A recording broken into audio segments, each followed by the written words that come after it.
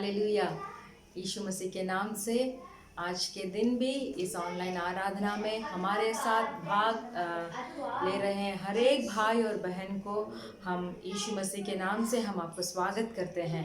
हम उम्मीद रखते हैं कि आप सब सही सलामत हैं और इन दिनों में भी आपका विश्वास हमारे परमेश्वर यीशु मसीह में और आगे बढ़ रहा है और आप भी आपकी आत्मिक स्थिति में इन दिनों में और आगे बढ़ रहे हैं कि प्रभु यीशु में हम विश्वास रखते हैं। Hallelujah, hallelujah. परमेश्वर हमें कभी भी नहीं छोड़ेंगे, कभी भी नहीं त्यागेंगे। जितना भी अंधकार की तराई में हम जा रहे भी हो तो परमेश्वर की रोशनी हमारे साथ है। Hallelujah, hallelujah. तो चलिए आज हमारी आराधना हम शुरू करेंगे। आप जहाँ भी हो आपके हाथों में बाइबल ले लीजिए। जो गाना हम भेजे थे उसको आप तैयार कर कर रख लीजिए और आप अभी भी हमारे आराधना को हम शुरू करेंगे। आमेन, हालेलुया। हालात बदल जाती है यीशु तेरे आने से, हालात बदल जाती है यीशु तेरे आने से। हाँ ज़रूर, यीशु जहाँ कहीं भी आते हैं हमारी हालत ज़रूर बदल जाती है। कितना भी हम गंदगी में पड़े हुए होते, अगर कितना भी हम उद्धार प्राप्त करने के बाद अगर हमारी जीवन बहुत परमेश्वर से पीछे हटी हुई होती तो एक सुनसान सा लगता है, एक अंधकार छाया हुआ जैसा हमारा जीवन लगता है। ऐसे लगता है कि कुछ सूना सूना है, ऐसे लगता है कि हम क्यों जी रहे हैं, हमारे इस संसार में क्या काम है, हम लोग क्यों पैदा हुए, मैं क्यों पैदा हुआ, मैं क्यों जी रहा हूँ बोलकर आज के दिनों में बहुत सारे मनुष्यों को ऐसे एक प्रश्न अपने आप उठ जाती है। आमेन। और जो उद्धार प्राप्त किए हैं और परमेश्वर के साथ संगति छोड़ दिए हैं तो उनको भी ऐसे ही महसूस होता है, उनको है कि मैं ज़िंदगी में, ये ज़िंदगी मेरे लिए क्यों है। आमेन। तो उस स्थिति में आज कोई भी भाई बहन आप अपने आप को प्रश्न पूछ रहे हैं कि मैं क्यों ये जीवन में जी रहा हूँ बोलकर ऐसे बोलते हैं, तो हम आपसे विनती करते हैं कि आज के दिन भी आपके जीवन को फिर से एक बार आप परमेश्वर के हाथों पर समर्पण कीजिए। आमेन। पापियों के लिए ही परमेश्वर यीशु मसीह संसार में आए थे। Hallelujah, hallelujah. तो कभी भी हम पापी को परमेश्वर ठुकराएंगे नहीं, त्यागेंगे नहीं। वो फिर से हमें गले लगाने वाले परमेश्वर है। अगर परमेश्वर हमारे हृदय के अंदर आ जाएंगे तो हमारी हालत ज़रूर बदल जाएगी। अंधकारों की तराई में रोशनी बनकर हमारे परमेश्वर हमारे जीवन में आ जाएंगे। हालेलुया। इसलिए जहाँ कहीं भी आप हैं घबराइए मत, चिंता मत हो जाइए, ऐसे हृदय टूट कर मत बैठ जाइए। सिर्फ आपके हृदय में परमेश्वर यीशु मसीह को स्वागत कीजिए। Hallelujah, hallelujah. चलिए हम सब मिलकर हालात बदल जाते हैं यीशु तेरे आने से। हालात बदल जाते हैं, हालात बदल जाते हैं यीशु तेरे आने से, यीशु तेरे आने से, यीशु तेरे आने से, यीशु तेरे आने से। हालात बदल जाते हैं, हालात बदल जाते हैं तेरे आने से, तेरे आने से, तेरे आने से, आने से, आने से, तेरे आने से, तेरे आने से, तेरे आने से, आने से, आने से।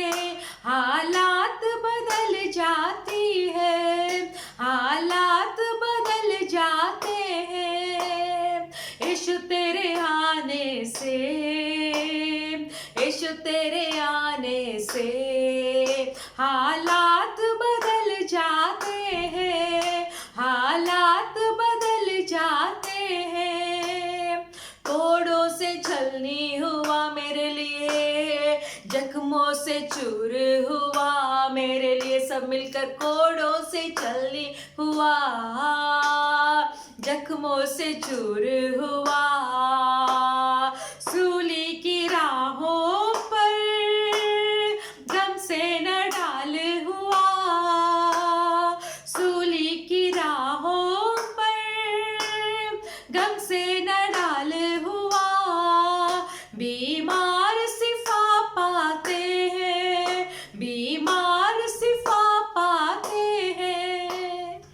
यीशु तेरे आने से, यीशु तेरे आने से, यीशु तेरे आने से, यीशु तेरे आने से, तेरे आने से, तेरे आने से, तेरे आने से, आने से, आने से, यीशु तेरे आने से, तेरे आने से, तेरे आने से, आने से, आने से हालात बदल जाते हैं, हालात बदल जाते हैं, यीशु तेरे आने से, यीशु तेरे आने से। सब मिलकर मेरे साथ, हालात बदल जाते हैं, मेरा हालात बदल जाते हैं, यीशु तेरे आने से,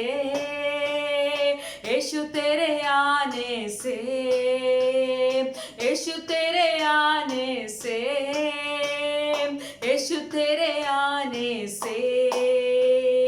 यायर की बेटी को यीशु ने जिंदा किया, यायर की बेटी को यीशु ने जिंदा किया, मुर्दा लाजर को यीशु ने जिंदा किया, मुर्दा लाजर को यीशु ने जिंदा किया, मुर्दे भी जी उठते हैं, मुर्दे भी जी उठते हैं, यीशु तेरे आने से, यीशु तेरे आने से, यीशु तेरे आने से,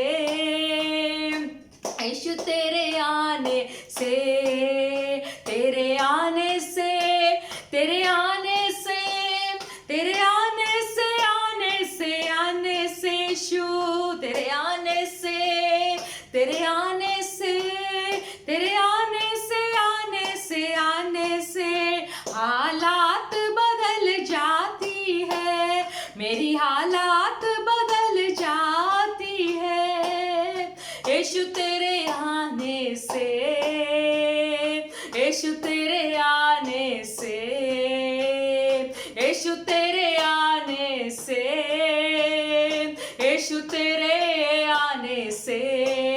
हालेलुया, हालेलुया, धन्यवाद। जरूर परमेश्वर यीशु मसीह हमारे हालात को बदल देंगे। हालेलुया। देखिए, जब पतरस ने रात भर समुद्र में मछली पकड़कर कोशिश की, जाल को फैलाया, बहुत तरकीबें की, बहुत कोशिश किया, फिर भी उनके जाल सिर्फ खाली ही मिले, एक भी मछली भी उसमें नहीं पकड़वाया गया। पर उस रात क्या हुआ, यीशु मसीह वहाँ पहुँच गए। आमीन। यीशु मसीह पहुँच जाए, बोले तू जाल को फिर से समुद्र के अंदर डाल। और जब पतरस ने डाला, पतरस को समुद्र के कोने कोने के जगह मालूम थे कि कब मछली आएगी, कब मछली पकड़ने का समय है, सब कुछ पतरस को मालूम था।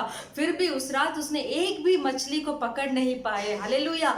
जब यीशु मसीह वहां आ पहुंचे, जब यीशु मसीह का आज्ञा को पतरस पालन कर कर उस जाल को जब समुद्र के अंदर फेंके, तो इतना बड़े बड़े मछलियों को पतरस ने पकड़ा। हालेलुया। हम जो स्थिति पे हैं, वही स्थिति पे हम सिर्फ परमेश्वर को देख के बोलेंगे, परमेश्वर मेरे हालत को तू बदलने के लिए मेरे पास आ जा। सिर्फ स्वीकार करना है यीशु मसीह को, सिर्फ ग्रहण करना है।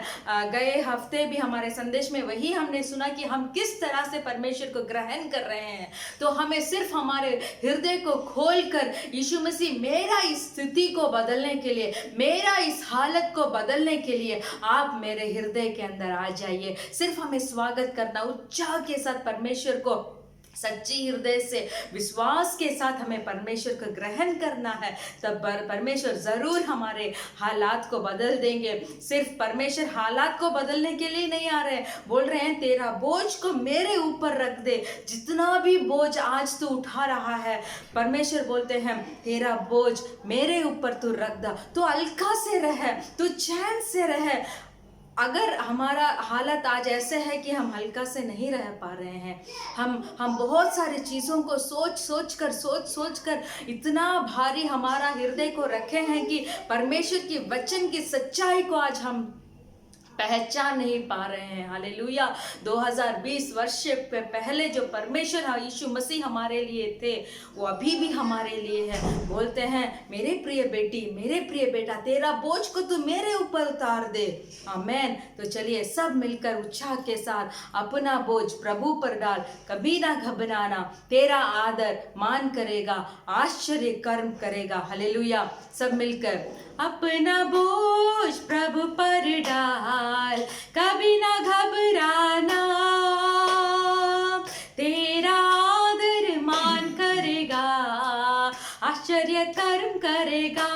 विश्वास के साथ अपना बोझ प्रभु पर डाल, कभी ना घबराना, तेरा आदर मान करेगा, आश्चर्य कर्म करेगा। भक्तों को वो भूलेगा नहीं, हमेशा उनकी संभाल करेगा। भक्तों को वो भूलेगा नहीं, हमेशा उनकी संभाल करेगा। अपना बोझ प्रभु पर डाल, कभी ना घबराना,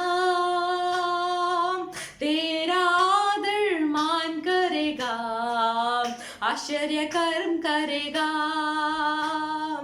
तारणहारा हमारी शरण, साये में लेकर चलाएगा। तारणहारा हमारी शरण, साये में लेकर चलाएगा। अपना बोझ प्रभु पर डाल, कभी ना घबराना, तेरा आदर मान करेगा, आश्चर्य कर्म करेगा। अपना बोझ प्रभु पर डाल, कभी ना घबराना, तेरा आदर मान करेगा, आश्चर्य कर्म करेगा। माता पिता यदि छोड़ देवे, वो तो गले से लगाएगा। माता पिता यदि छोड़ देवे, यीशु गले से लगाएगा। अपना बोझ प्रभु पर डाल, कभी ना घबराना, तेरा आदर मान करेगा, आश्चर्य कर्म करेगा। तेरा आदर मान करेगा, आश्चर्य कर्म करेगा।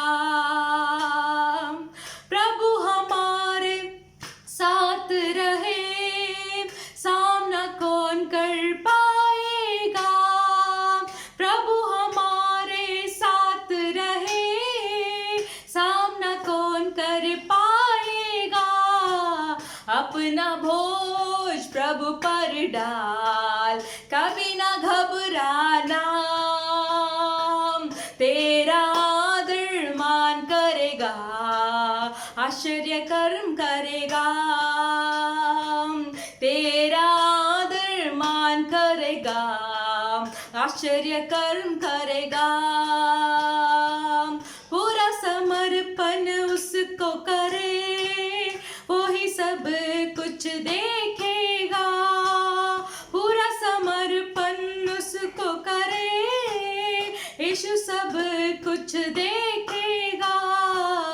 अपना बोझ प्रभु पर डाल, कभी ना घबराना, तेरा आदर मान करेगा, आश्चर्य कर्म करेगा। अपना बोझ प्रभु पर डाल, कभी ना घबराना, तेरा आदर मान करेगा, आश्चर्य कर्म करेगा। विश्वास के साथ क्या बोल सकते हैं? मेरा बोझ प्रभु पर डाल दिया, कभी न घबराऊं। मेरा आदर यीशु करेंगे, आश्चर्य कर्म करेंगे मेरे जीवन में। विश्वास के साथ बोलिए, मेरा बोझ प्रभु पर डाल दिया, कभी न घबराऊं।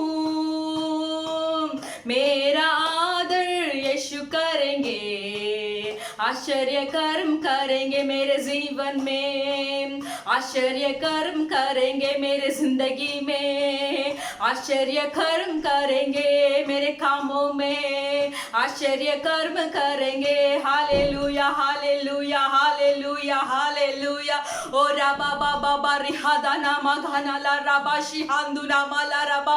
विश्वास के साथ बोलिए, आवाज उठाकर बोलिए, परमेश्वर इस आराधना का समय में मैं मेरी सारी बोझ को मैं आपके ऊपर डालता हूँ। मेरे प्रिय भाई और बहनों, बोझ उठाना हमारे इस सांसारिक दौर में बहुत तकलीफ है। बोझ जो हमारे हृदय में है, जो बोझ हमें दबा रही है, जो कष्ट हमें दबा रही है, जितना चिंताएं हमें दबा रही है, वो चिंता, वो कष्ट, वो बोझ को हम अकेले नहीं सह पाएंगे, वो डस्ट हमें दबा देगी। Hallelujah hallelujah. तो इस आराधना का समय में हालेलुया, हमारी हालत को बदलने वाले यीशु मसीह के ऊपर, हमारी सारी कष्टों को दूर करने वाले यीशु मसीह के ऊपर, हालेलुया, यीशु मसीह के अंदर हमारे विश्वास को और आगे बढ़ाने वाले पवित्र परमेश्वर के ऊपर हमारी सारी बोझ को उतारता हूँ। बोलिए, मैं मेरे सारे बोझ को उतार देता हूँ।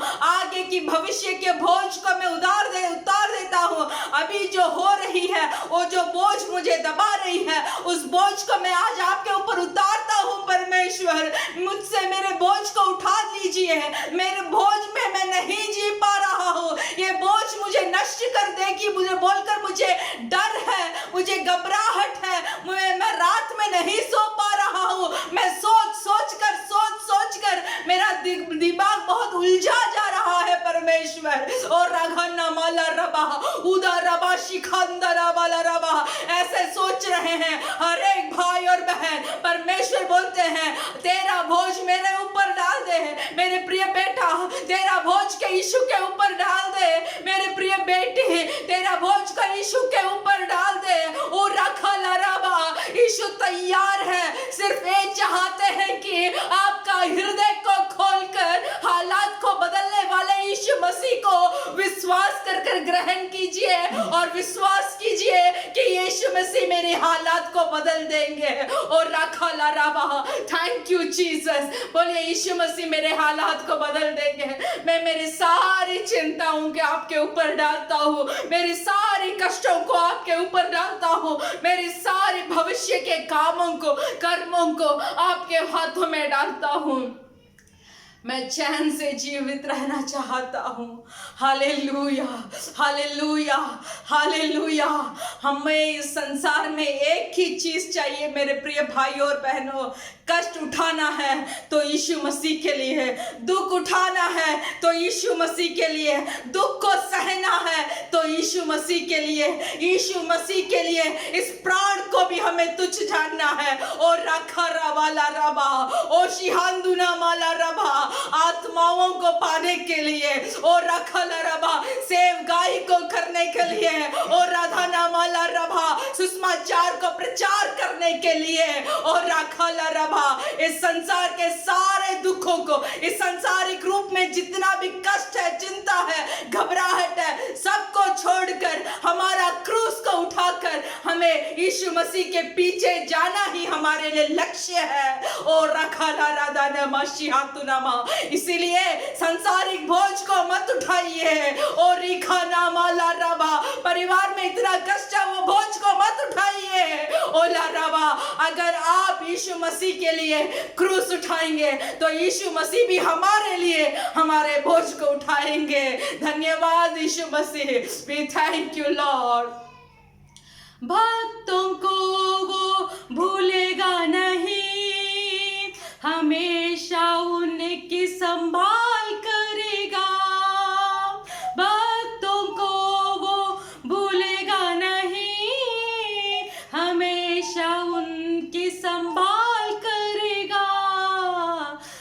अपना बोझ यीशु पर डाल, कभी ना घबराना,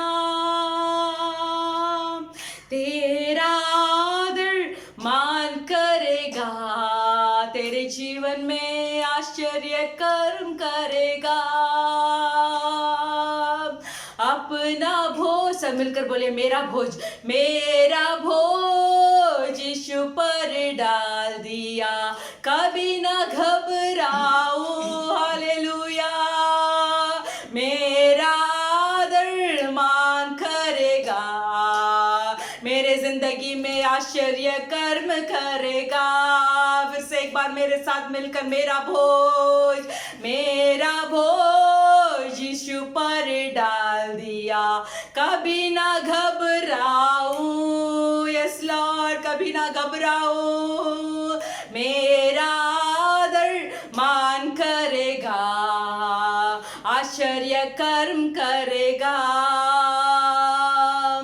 पूरा समर्पण उसको करे, यीशु सब कुछ देखेगा, पूरे हृदय के साथ पूरा समर्पण उसको करे, यीशु सब कुछ देखेगा। मेरा बोझ यीशु पर डाल दिया, कभी ना घबराऊं, यस लॉर्ड, मैं कभी नहीं घबराऊंगा, मेरा आदर यीशु करेंगे, आश्चर्य कर्म करेंगे,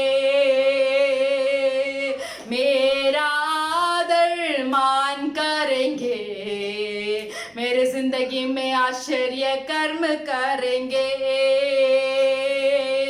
प्रभु हमारे साथ रहे, सामना कौन कर पाएगा, प्रभु हमारे साथ रहे, सामना कौन कर पाएगा।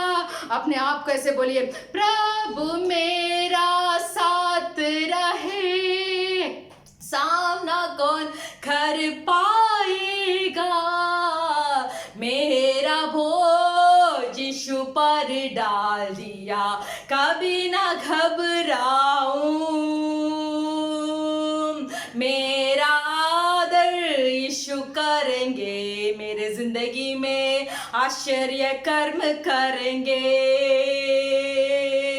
मेरा बोझ यीशु पर डाल दिया। हालेलुया। विश्वास के साथ क्या बोल रहे हैं आप आराधना में, मेरा बोझ को मैंने यीशु के ऊपर डाला है, मेरे सारे चिंताओं को मैंने यीशु के ऊपर डाल दिया है, मेरे सारे समस्याओं को यीशु के ऊपर डाल दिया है, मेरे सारे नामुमकिन के चीजों को मैंने यीशु के ऊपर डाल दिया है। अभी मेरा लक्ष्य एक ही है, चलना है तो यीशु के लिए, हालेलुया। दुख सहना है तो यीशु के लिए, चिंतित रहना है तो आत्माओं के लिए, प्यासा रहना है तो आत्माओं के लिए, हालेलुया हालेलुया। दौड़ना है तो सेवगाही करने के लिए, ओ रिखाला राबाबा ओ शिहांदुना माला राबाखनमा। धन्यवाद धन्यवाद। सब अपने अपने जगह पर घुटने टेक कर हाथ को उठाकर यीशु से आपके जीवन को फिर से एक बार समर्पण कीजिए, पूरे हृदय से समर्पण कीजिए। Hallelujah hallelujah. एक आत्मिक रीति के साथ, विश्वास के साथ हालेलुया समर्पण कीजिए। बोलिए, परमेश्वर आज मेरे जीवन को मैं आपके हाथ में मैं समर्पण करता हूँ। जो क्रूस आपने मेरे लिए सहाया था, जो लहू आपने मेरे लिए बहाया था, हालेलुया, जो अपराधों की तरह आप गिने गए थे मेरे लिए, परमेश्वर आज मेरा जीवन को उस क्रूस के चौखट में मैं समर्पण करता हूँ। आपके लिए मैं समर्पण करता हूँ, आपके लिए मेरे जीवन को समर्पण करता हूँ। एक आग के अभिषेक के साथ मेरे जीवन को भर दे, मेरे जीवन को भर दे। कोई चुप मत बैठिए, प्रार्थना करना शुरू कीजिए। और राधा नाम खला रबा, परमेश्वर परमेश्वर की आत्मा, परमेश्वर के अभिषेक हमारे ऊपर है। जो कोई मांगेगा मिलेगा।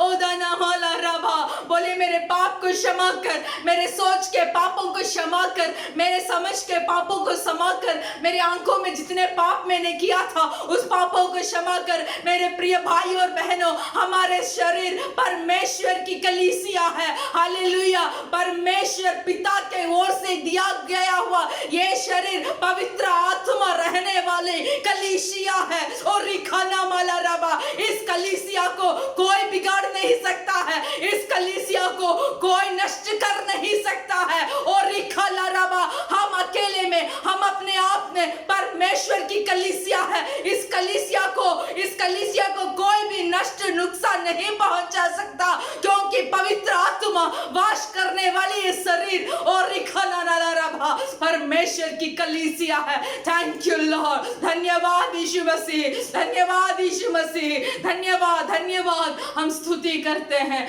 आराधना करते हैं। हाथों को उठाकर एक आराधना के गीत को हम गाते समय हमारे इस शरीर को हम हमारे शरीर को एक धर्म के समान हम परमेश्वर के चौखट में हम समर्पण करेंगे।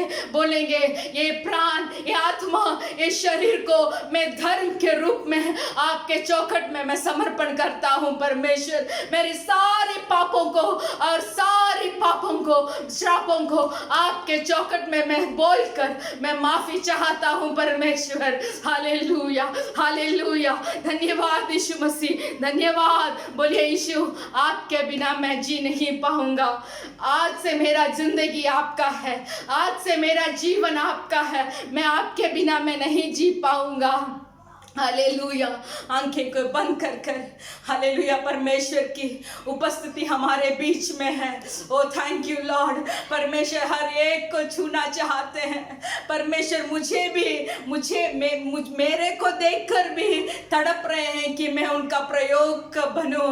आपको देखकर भी तड़प रहे हैं कि पर हम परमेश्वर के प्रयोजन बने। हालेलुया। परमेश्वर किसी को भी ठुकराते नहीं है। जो कोई विश्वास के साथ परमेश्वर के पांवों तले आएंगे, परमेश्वर किसी को भी ठुकराएंगे नहीं। वो जो कोई भी हो, यीशु मसीह ही सच्चा खुदा है। यीशु मसीह ही मेरे लिए प्राण दिया है। यीशु मसीह ही उस क्रूस में अपने आप को मेरे लिए कुर्बान दिया है बोलकर, यीशु मसीह सच्चा खुदा है बोलकर, जानकारी होकर, उद्धार करता मानकर मानेगा तो प्रभु यीशु कभी भी उन्हें नहीं ठुकराएंगे। हालेलुया। चलिए एक आराधना के गीत को हम गाकर बोलेंगे, प्रभु यीशु मसीह, आपके बिना मैं कैसे जी पाऊंगा, आपके बिना मैं कैसे जी पाऊंगा। हालेलुया। यीशु मोहे बता, यीशु मुझे बता, मुझे बता कि मैं तेरे बिना कैसे जी पाऊंगा। Hallelujah hallelujah. अगर हमारा जीवन परमेश्वर में अर्पण हो जाएगा, अगर हमारा जीवन परमेश्वर की परिपूर्णता में भर जाएगी, तो हम कैसे परमेश्वर के बिना हम जी पाएंगे, कैसे भूल कर हम पीछे दौड़ कर आ पाएंगे। तो आज हमारे जीवन को हम परमेश्वर के सम्मुख में हम आज समर्पण करेंगे और बोलेंगे, प्रभु यीशु, मैं तेरे बिना कभी जी नहीं पाऊंगा। इस संसार मुझे धोखा देती है, फिर भी आप कभी भी मुझे धोखा नहीं देंगे। Hallelujah hallelujah. रिखाला राबाशी हाथू ना माला रबा। धन्यवाद यीशु मसीह, धन्यवाद। चलिए मेरे साथ मिलकर, यीशु मोहे तू बता, कैसे जीऊंगा तोरे बिना। यीशु मोरे तू बता,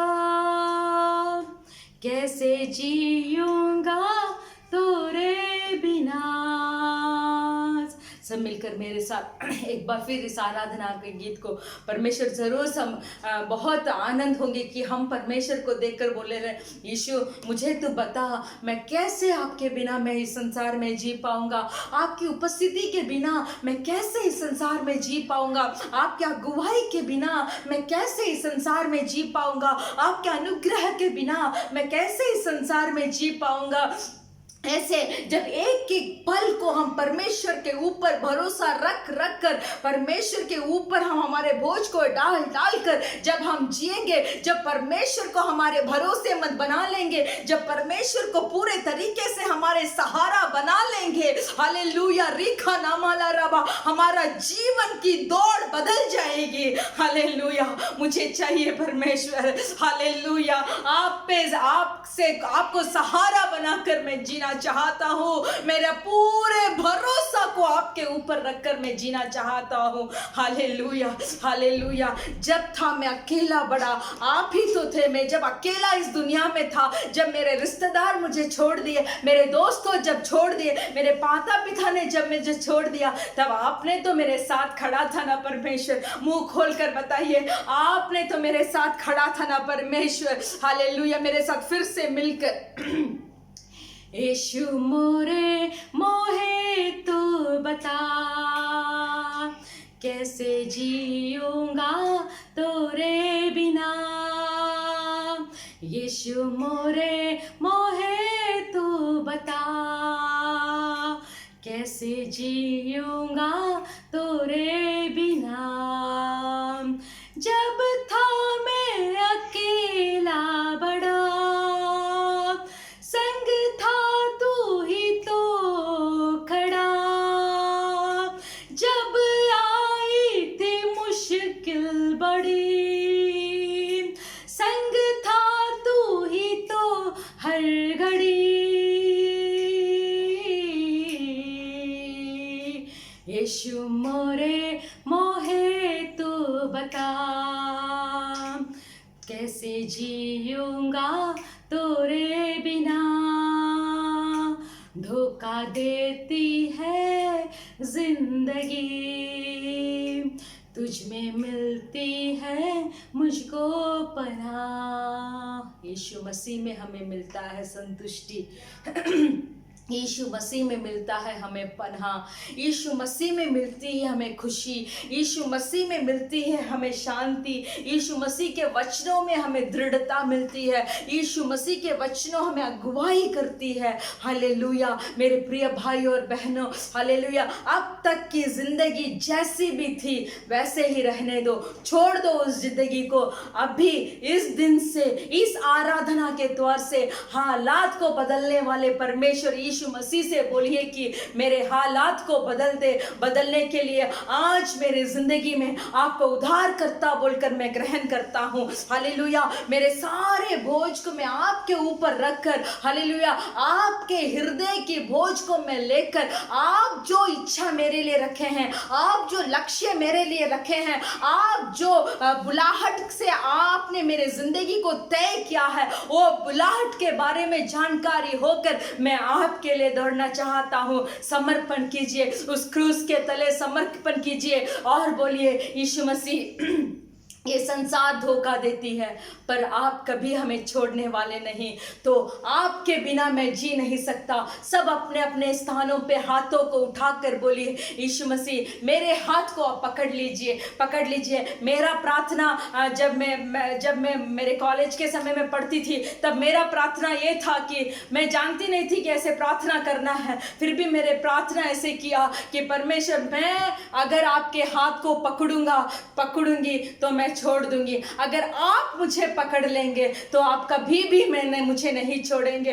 तो वो प्रार्थना अब तक परमेश्वर ने याद किया है, परमेश्वर ने मेरे सारे पापों को माफ किया है, श्रापों को माफ किया है। जब भी मैं गिरती हूँ उसके भरोसा से मुझे उठाते हैं, वचनों के तौर से मुझे उठाते हैं। Hallelujah, hallelujah. मैं ऐसे नहीं बोल सकती कि मैं हर तरीके से सही हूँ, फिर भी परमेश्वर के पवित्र आत्मा को मैं समर्पण किया हूं कि जहां जहां मैं गिरूं, परमेश्वर मुझे आप उठाइए, परमेश्वर आप मुझे शिक्षा दीजिए, परमेश्वर आप मुझे डांटिए, परमेश्वर पवित्र आत्मा आप मुझे शिक्षा देकर मुझे सिखाइए। मैं बोलकर मेरे शरीर, प्राण और आत्मा को मैंने परमेश्वर से अर्पण किया था, वैसे ही आप भी अर्पण कीजिए। परमेश्वर मेरे हाथ को आप पकड़ लीजिए, कभी भी छोड़े नहीं, मैं आपके लिए दौड़ना चाहता हूं। धन्यवाद यीशु मसीह, धन्यवाद, धन्यवाद। इस आराधना को आपने स्वीकार किया। मैं धन्यवाद बोलती हूँ परमेश्वर, इस आराधना के ओर में कहीं भाई और बहनों अपने इस जिंदगी को आपके हाथों में समर्पण किया है, जरूर आप उनके हालात को बदल डालेंगे, जरूर आप उनके बोझ को आप अपने ऊपर उठाकर उनका आदर और मान आप करेंगे। हम विश्वास करते हैं हालेलुया, जितने भी रोग है वो इस आराधना के द्वारा चंगाई प्राप्त किए होंगे, हम विश्वास करते हैं। हालेलुया हालेलुया, धन्यवाद धन्यवाद परमेश्वर, हालेलुया। आज से आपके लिए एक नया जीवन को जीने के लिए हर एक भाई और बहन को आपके हाथों में समर्पण कर कर हम प्रार्थना करते हैं परमेश्वर, धन्यवाद करते हैं। आप ही अगुवाई कीजिए, यीशु मसीह के नाम से मांगते हैं पिता, आमेन। Hallelujah hallelujah. हम ऐसे ही खड़े होकर हमारे बाइबल भजन संगीता का 25वां भजन संगीता को पढ़ेंगे। Psalms 25,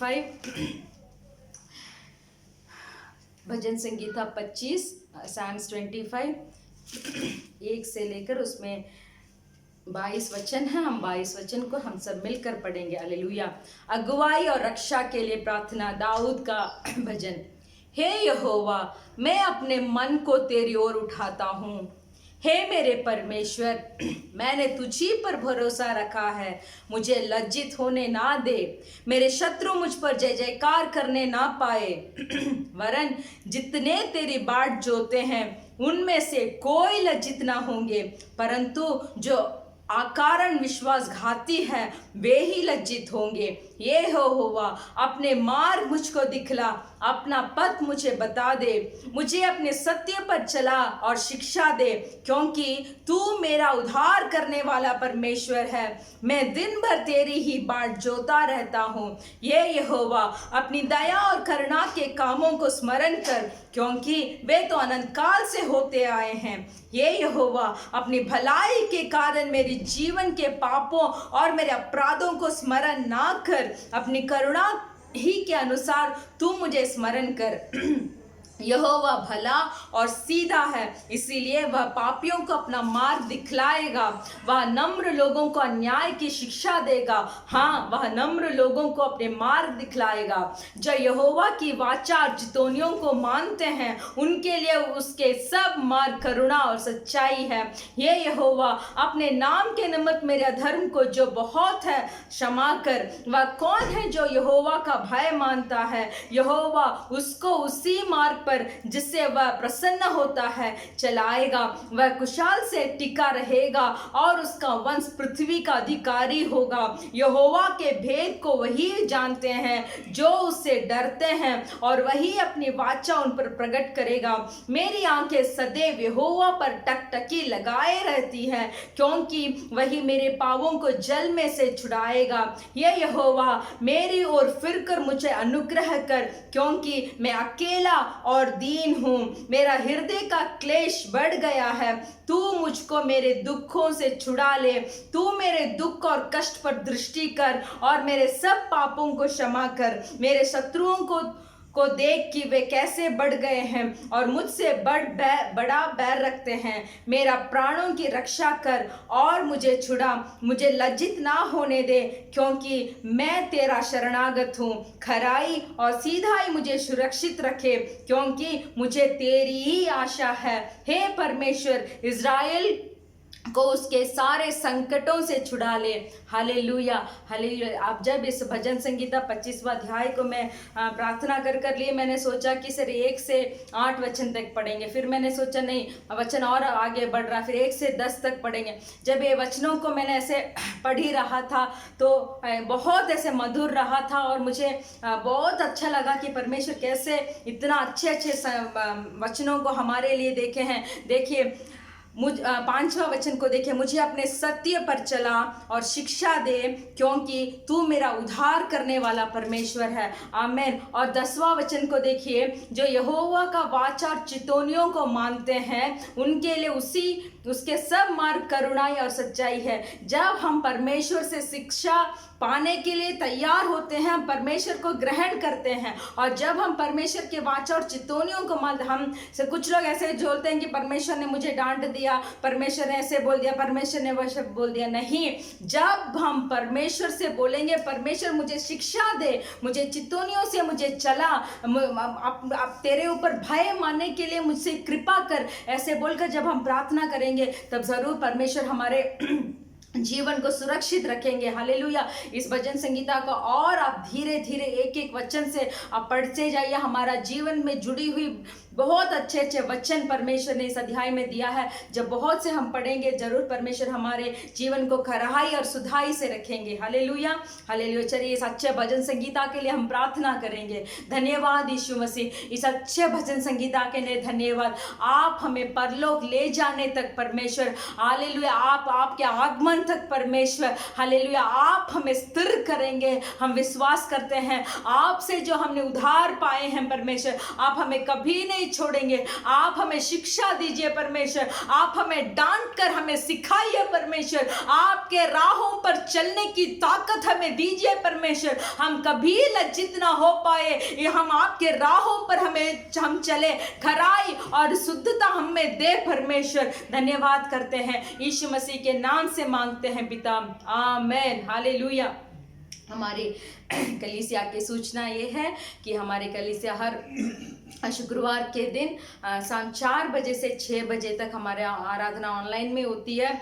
हम विश्वास करते हैं कि इस हालात को भी परमेश्वर जल्दी ही बदल कर हम शीघ्र ही कलीसिया में आकर परमेश्वर के सम्मुख में बैठकर हम आराधना करेंगे। हालेलुया। इसके लिए आप लगातार प्रार्थना कीजिए, आमेन। और हमारा प्रार्थना का विनती इन दिनों के लिए बहुत अच्छा से प्रार्थना कीजिए करके परमेश्वर इस हालात को बदल डाले।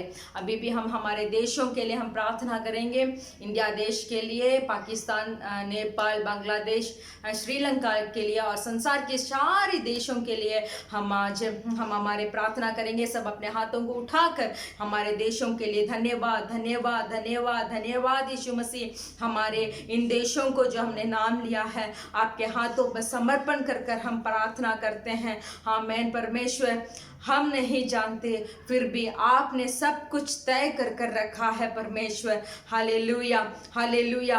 अगर परमेश्वर आप हमारे पापों को और श्रापों को माफ कर फिर से हमें एक बार ग्रहण करने के लिए हम मांगते हैं परमेश्वर। हालेलुया। हमारे देशों के ऊपर आपके हाथ को फैलाइए परमेश्वर। हालेलुया। सारी इस महामारी से आप छुटकारा दीजिए परमेश्वर। हालेलुया। सारे गरीब जनों को और सारे बिना उधार प्राप्त किए जितने भी लोग हैं परमेश्वर, आपके हाथों में हम समर्पण करते हैं परमेश्वर, आपके उधार को प्राप्त करने के लिए और यीशु मसीह जिंदा खुदा है बोलकर जानकारी होने के लिए आप अनुग्रह करें परमेश्वर। Hallelujah, hallelujah. जो देश में जहां भूकंप हुई है परमेश्वर, उस देश को भी आपके हाथों में समर्पण करते हैं परमेश्वर। यीशु मसीह, हम चाहते हैं कि ये जो अंतिम दिनों की सारी चीजें जो हो रही है, इनमें इस पृथ्वी के सृष्टियों को आंखें खुले कि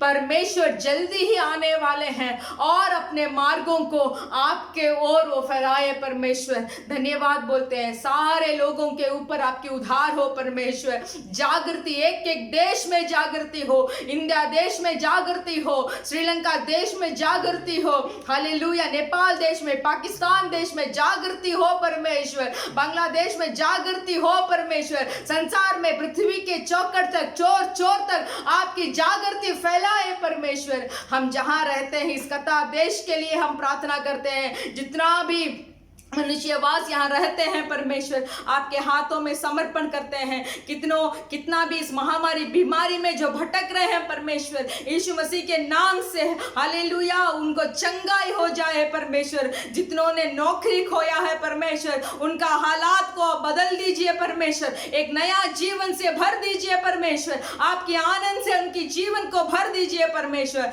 धन्यवाद बोलते हैं हमारी कलीसिया को, भाई और बहनों को जो आज के संदेश को सुनने जा रहे हैं परमेश्वर, उनकी और हमारी इस हृदय को एक अच्छी खेत बना जहां आपकी वचन बैठकर 30, 60 और 100 गुना प्रतिफल दे पाए परमेश्वर। धन्यवाद करते हैं, यीशु मसीह के नाम से मांगते हैं पिता, आमेन, हालेलुया।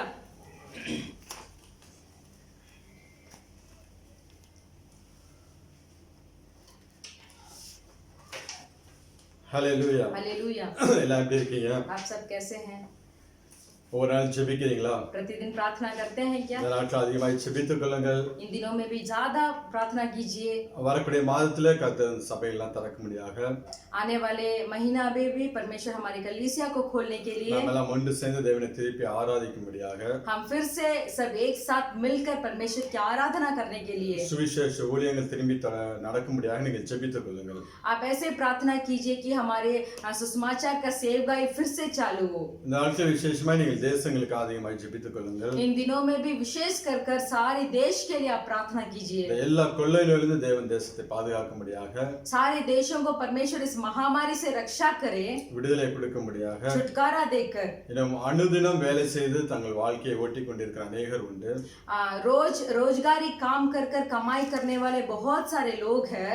கர்த்தர் அவர்கள் எல்லாம் சந்திக்கும்படியாக परमेश्वर उनको मिलने के लिए நீங்கள் ஒவ்வொரு நாளும் ஜெபித்துக் கொள்ளும்படியாக கேட்டுக்கொள்கிறோம். प्रतिदिन आप प्रार्थना कीजिए। இந்த நாளும் வேத வார்த்தைக்கு நேராக கடந்து आज के दिन में भी हम हमारे पवित्र शास्त्र में वचन का ध्यान करेंगे।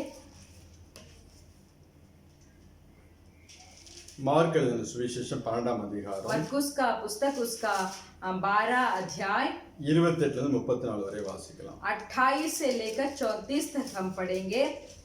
मरकुस 12 अध्याय वचन 28 लेकर 34 तक पढ़ेंगे। शास्त्रियों में से एक ने आकर उन्हें विवाद करते सुना और यह जानकर कि उसने उन्हें अच्छी रीति से उत्तर दिया, उससे पूछा, सबसे मुख्य आज्ञा कौन सी है?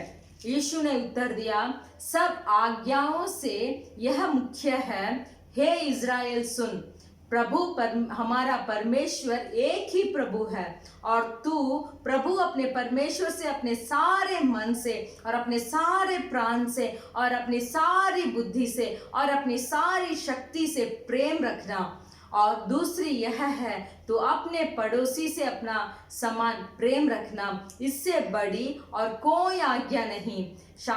शास्त्री ने उससे कहा, हे गुरु, बहुत ठीक, तूने सच कहा है कि वह एक ही है और उसे छोड़ और कोई नहीं, और उससे सारे मन और सारे बुद्धि और सारे प्राण और सारी शक्ति के साथ प्रेम रखना, और पड़ोसी से अपने समान प्रेम रखना सारे होम बलियों और बलिदानों से बढ़कर है। जब यीशु ने देखा कि उसने समझ से उत्तर दिया तो उससे कहा, तू परमेश्वर के राज्य से दूर नहीं, और किसी को फिर उससे कुछ पूछने का साहस नहीं हुआ। Hallelujah hallelujah.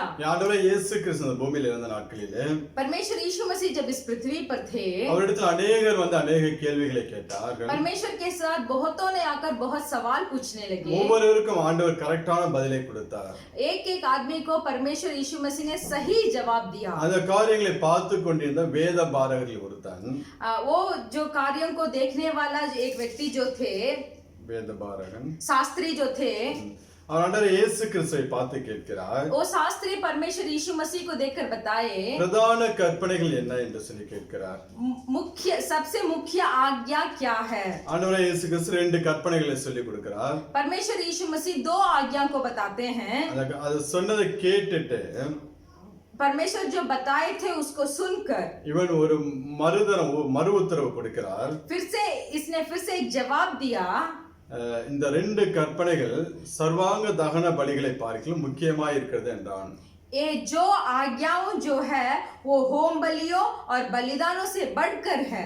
அவன் விவேகமாய் உத்தரவு சொன்னதை இயேசு கண்டு, परमेश्वर ने सुना कि वो कैसे उत्तर दिया बोलकर, நீ தேவ ராஜ்யத்துக்கு தூரமானவன் அல்ல என்று சொல்லி சொல்கிறார். तो परमेश्वर बोलते हैं कि तू परमेश्वर के राज्य से दूर नहीं। அதாவது இந்த வேத வசனங்கள் வேதம் எவ்வளவு முக்கியம் என்று சொல்லி, ऐसा है कि ये पवित्र शास्त्र और पवित्र शास्त्र के वचन कितने मुख्य है बोलकर இந்த நாள் நாம் தியானிக்க போகிறோம். इस दिन में हम ध्यान करने இந்த वाले हैं। பூமிக்குரிய ஆசீர்வாதங்களாக இருக்கட்டும், ये पृथ्वी का आशीर्वाद हो, நம் பரலோக ராஜ்யத்துக்கு பிரவேசிப்பதற்கும் परलोक में हम प्रवेश करने के இந்த लिए வேத வசனங்கள் மிக மிக முக்கியமாக காணப்படுகிறது. हमारे पवित्र शास्त्र के वचन बहुत मुख्य है। இங்க வேதபாரகன் ஆண்டவர் இயேசு கிறிஸ்து வந்து கேட்கக்கூடிய காரியம், நல்ல ஒரு காரியத்தை கேட்டான். यहाँ शास्त्रियों परमेश्वर से आकर हम जो जवाब वो पूछ रहे हैं उसको देख रहे हैं। வேதபாரகன் என்றால் அவர்களுக்கு என்ன வேலை என்று சொல்லி பார்த்தோம் என்றால், शास्त्रियों यानी उनका काम क्या है?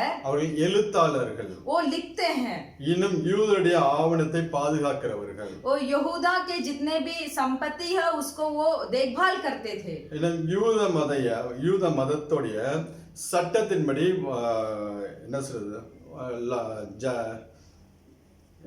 யூத மத வாத சட்ட வல்லுநர்கள்,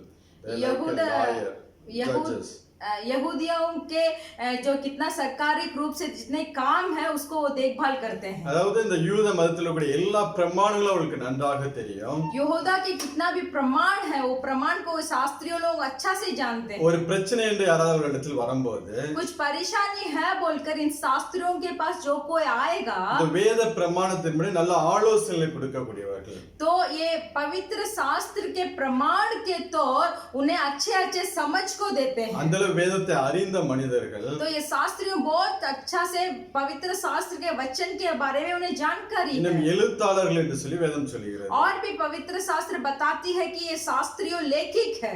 ஆதி நாட்கள்ல நீங்க பாத்தீங்கன்னா, पहले दिनों में जब आप இந்த देखेंगे வேதம் நமக்கு ஒரு பிரிண்டட் புத்தகமாக வருவதற்கு முன்பதாக ये बाइबल पवित्र शास्त्र हमारे हाथों में आने से पहले ஒவ்வொரு நாளும் வேதத்தை எழுதி கொண்டே இருப்பார்கள். प्रतिदिन इस पवित्र शास्त्र को लिखते हैं, बाइबल को लिखते हैं। அந்த நாட்களில் இந்த ஓலை சுவடியில் எழுதி கொண்டே இருப்பார்கள். उन दिनों में एक पत्ते पे लिख कर रखते हैं। அது ஒரு காலகட்டத்தில் அது அழிந்து போய்விடும். कुछ दिनों के बाद वो मिट जाता है। ஆனால் ஒவ்வொரு நாளும் அந்த வேதத்தை எழுதி கொண்டே வந்து கொண்டிருப்பார்கள். तो प्रतिदिन इस बाइबल को लिख कर आते हैं। அந்த அளவுக்கு வேதத்தை அவர்கள் தேறினவர்களாக காணப்பட்டார்கள். इसीलिए इस बाइबल वचनों में वो बहुत बुद्धिशाली थे।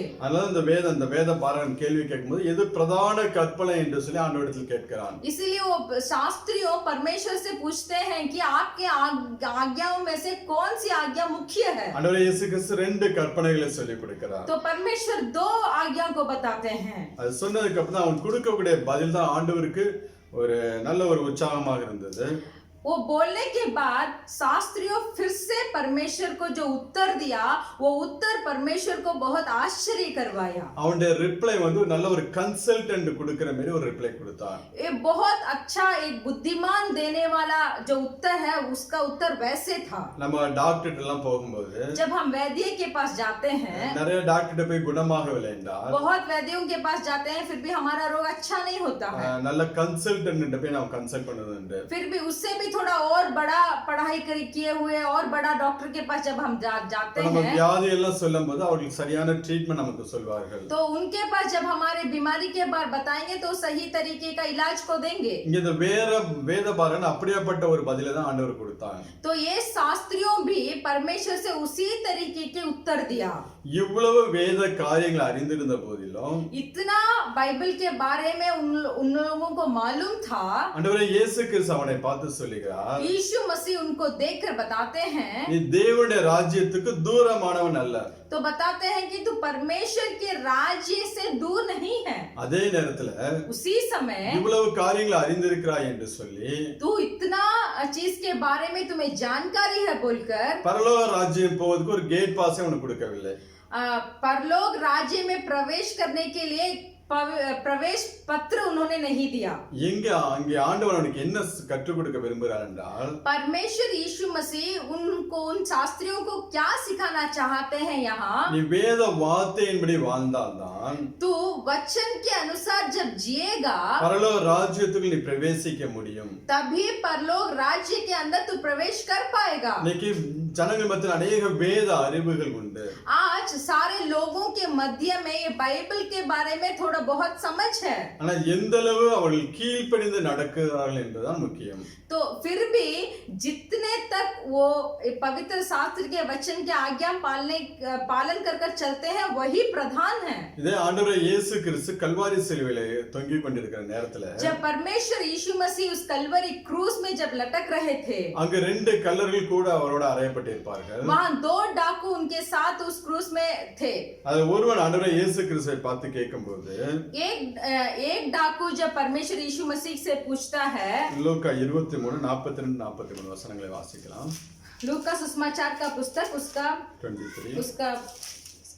23वां अध्याय 42-43 42 और 43 को हम पढ़ेंगे। तब उसने कहा, हे यीशु, जब तू अपने राज्य में आए तो मेरी सुधि लेना।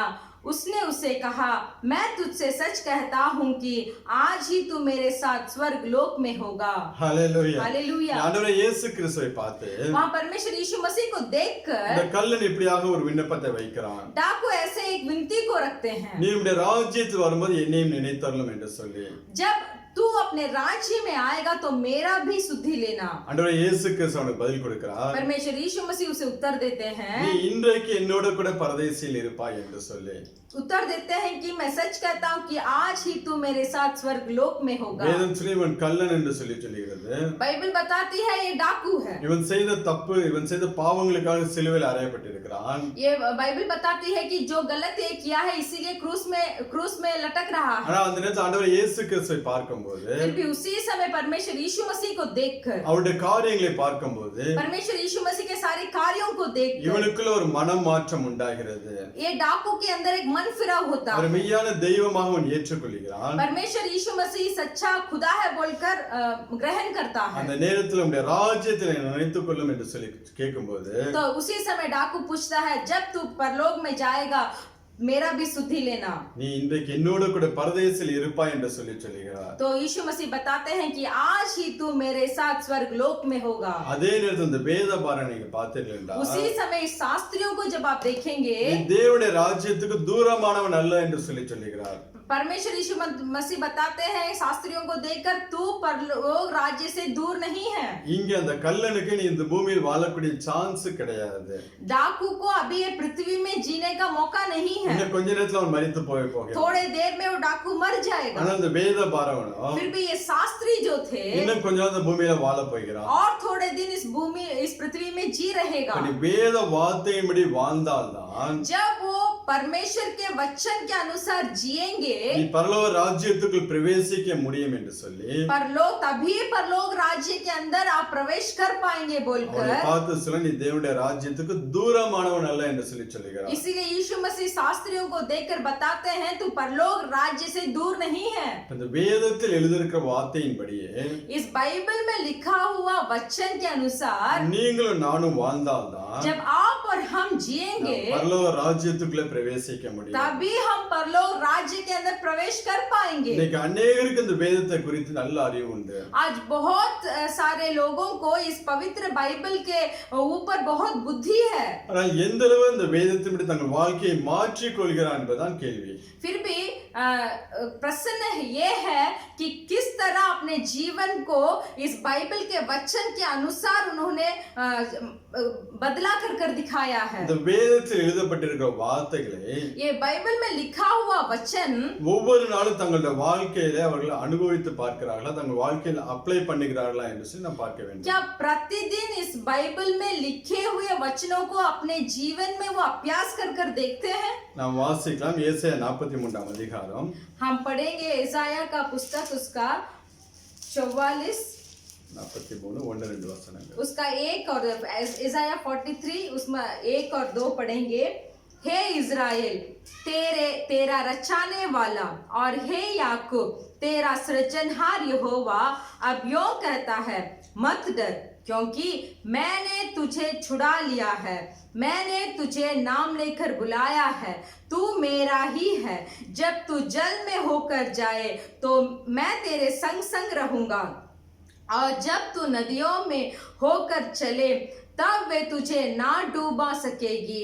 जब तू आग में चले तब तुझे आंच ना लगेगी, और उसके लो तुझे ना जला सकेगी। ஹalleluya. हालेलुया। இங்க ஆண்டவர் அருமையான வேத வசனங்களை எழுதி கொடுத்திருக்கிறார். यहाँ परमेश्वर बहुत अच्छा से अपने वचन को हमें दिए हैं। நானே உன்னை சிருஷ்டித்தவர், मैं ही तेरा रचनाने वाला हूँ, நானே உன்னை உருவாக்கினவர், मैं ही तेरा सृजनहार हूँ। சொல்லுகிறது நீ பயப்படாத என்று சொல்லுகிறார். वो यीशु मसीह बताते हैं कि तुम मत डर, உன்னை பேர் சொல்லி அழைத்தேன் என்று சொல்லுகிறார். मैंने तुझे नाम लेकर बुलाया है। நீ என்னுடையவன் என்று சொல்லுகிறார். वो बोलते हैं कि तू मेरा है। நீ தண்ணீர்களை கடக்கும் போதும் जब तू जल में होकर जाएगा நான் உன்னோட கூட இருப்பேன். मैं तेरे संग நீ रहूंगा। ஆறுகளை கடக்கும் போதும் तू नदियां में होकर जाएगा அவைகள் உன்மேல் பொருளுவதில்லை. तो वो तू ना डूब जाएगा। நீ அக்கினியில் நடக்கும் போது வேகாது இருப்பாய். जब तू आग में चले तब तू आंच ना लगेगी। அக்கினி ஜுவாலை உன் பேரில் பற்றாது.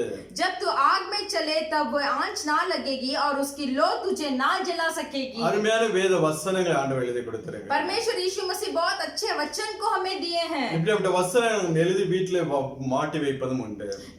इस तरीके के वचन को हम लिखकर हमारे दीवार में चिपका भी रखते हैं हमारे घरों में। ஆனால் எத்தனை பேர் फिर भी कितना लोग ஒரு அக்கினியின் சூழ்நிலையில் கடந்து செல்லும் போது एक आग की हालत में जाने के समय நமக்குள் ஒரு விசுவாசத்தோடு நாம் ஆண்டவரை உறுதியாய் பற்றிக் கொள்கிறோம்.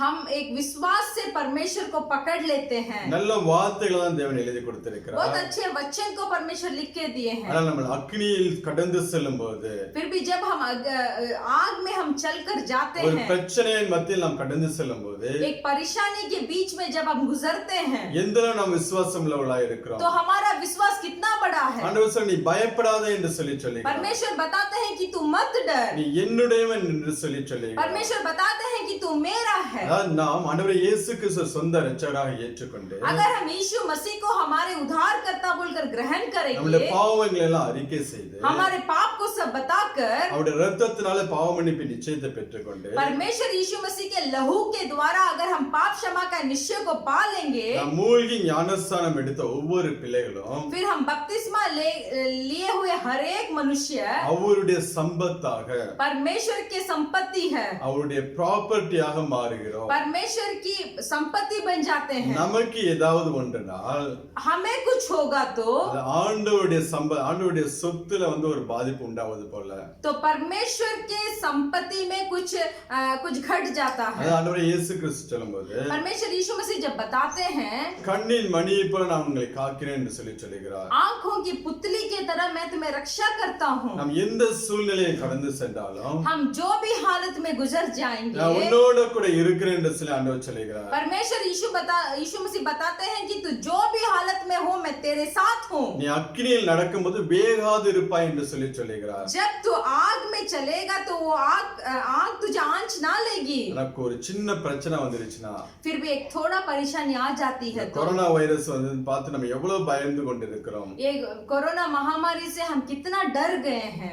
இதுக்காக நம்ம எவ்வளவு ஒரு பாதுகாப்பாக இருந்து கொண்டிருக்கிறோம். इस महामारी के लिए हम कितना सुरक्षित अपने आप को रख रहे हैं। ஆனால் ஆண்டவர் மேல் விசுவாசம் இருந்தால், फिर भी परमेश्वर यीशु मसीह के ऊपर अगर विश्वास होगा இந்த கொரோனா வைரஸ் வந்தாலும் எனக்கு ஒரு பாதிப்பு வராது என்று சொல்லி நாம் விசுவாசிக்க வேண்டும். तो हमें ऐसे विश्वास करना चाहिए कि ये महामारी मुझे पकड़ भी ले तो ये मेरी नुकसान नहीं कर पाएगी। அதான் ஆண்டவர் சொல்றார், நீ என்னுடையவன் என்று சொல்லுகிறார். क्योंकि परमेश्वर का वचन बताते हैं कि तू मेरा है। நாம் தேவனுடைய பிள்ளைகளாம். हम परमेश्वर के बच्चे लोग हैं। நம்மளை பேர் சொல்லி அழைத்திருக்கிறார். हमें नाम देकर परमेश्वर ने बुलाया है। நீங்க யாராக இருந்தாலும், आप जो कोई हो, நீங்க எப்பேற்பட்ட மனுஷர்களா இருந்தாலும், आप कितने बड़े मनुष्य भी हो, உங்கள் ஒவ்வொரு பேரையும் ஆண்டவரே இயேசு கிறிஸ்துவுக்கு நன்றாக தெரியும். आप हर एक के नाम को परमेश्वर यीशु मसीह को अच्छे से जानकारी है। அவ்வளவாக நம்மளை அறிந்து வைத்திருக்கிற தேவன். उतना तक हमें जान कर रखे हैं। அதனால நீ பயப்படாத என்று சொல்லுகிறார். इसीलिए परमेश्वर बताते हैं कि तुम मत डर।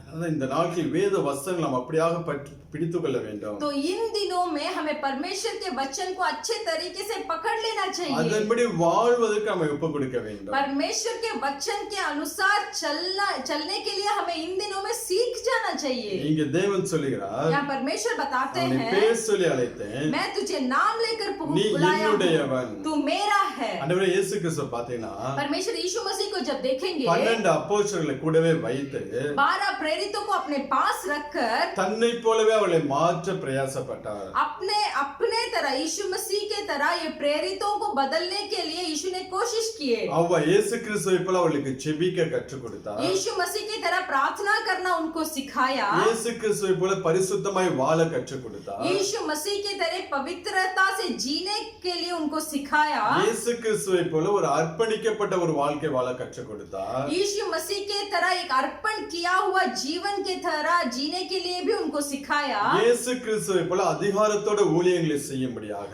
यीशु मसीह की तरह अधिकार से सेवकाई करने के लिए 12 அப்போஸ்தலருக்கும் அதிகாரத்தை ஆவிக்குரிய அதிகாரத்தை தேவன் கொடுத்தார். इन 12 प्रेरितों को आत्मिक अधिकार को भी दिया। ஏன்னா நாம் அவருடைய பிள்ளைகள் என்றால் क्योंकि जब हम परमेश्वर के पुत्र हैं तो அவரை போல மாற வேண்டும். हम परमेश्वर की तरह बदलना चाहिए। இன்னைக்கு நம்மளோட வாழ்க்கையெல்லாம் எப்படி இருக்கு? आज हमारा जीवन कैसा है? அவர் பேர் சொல்லுகிற பிள்ளைகளாக நாம் இருந்து கொண்டிருக்கிறோமா? क्या परमेश्वर हमारे नाम लेकर बुलाने की तरह हमारा जीवन है क्या? இன்னைக்கு ஆண்டவர் நம்மளை பார்த்து आज परमेश्वर हमें देखकर நீ என்னுடையவன் என்று சொல்லி तू मेरा है बोलकर சொல்லும்படியா நம்மளோட வாழ்க்கை இருக்கா?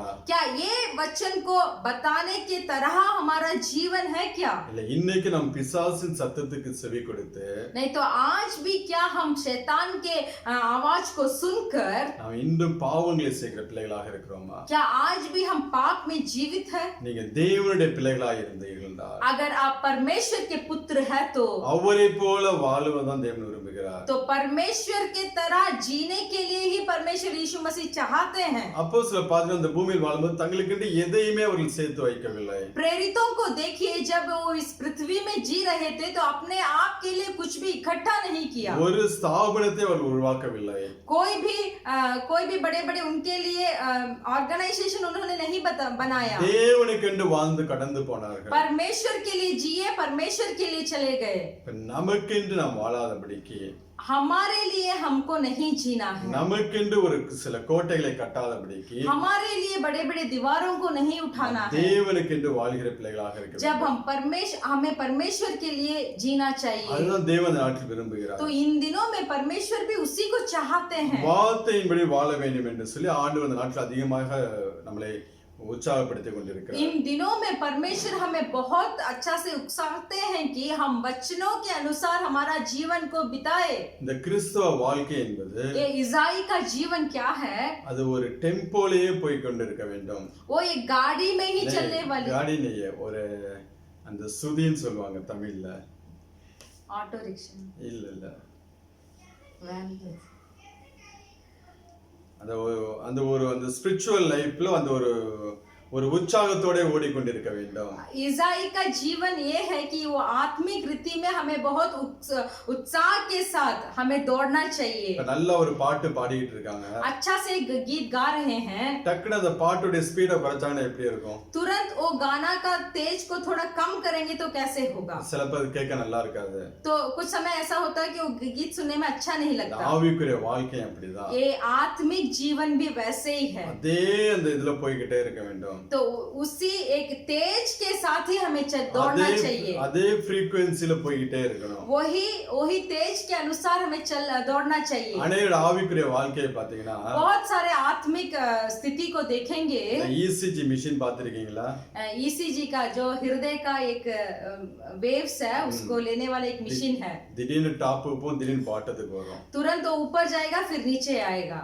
இன்னைக்கு அநேக கிறிஸ்துவோட வாழ்க்கை அப்படிதான். आज बहुत ईसाई का जीवन वैसे ही है।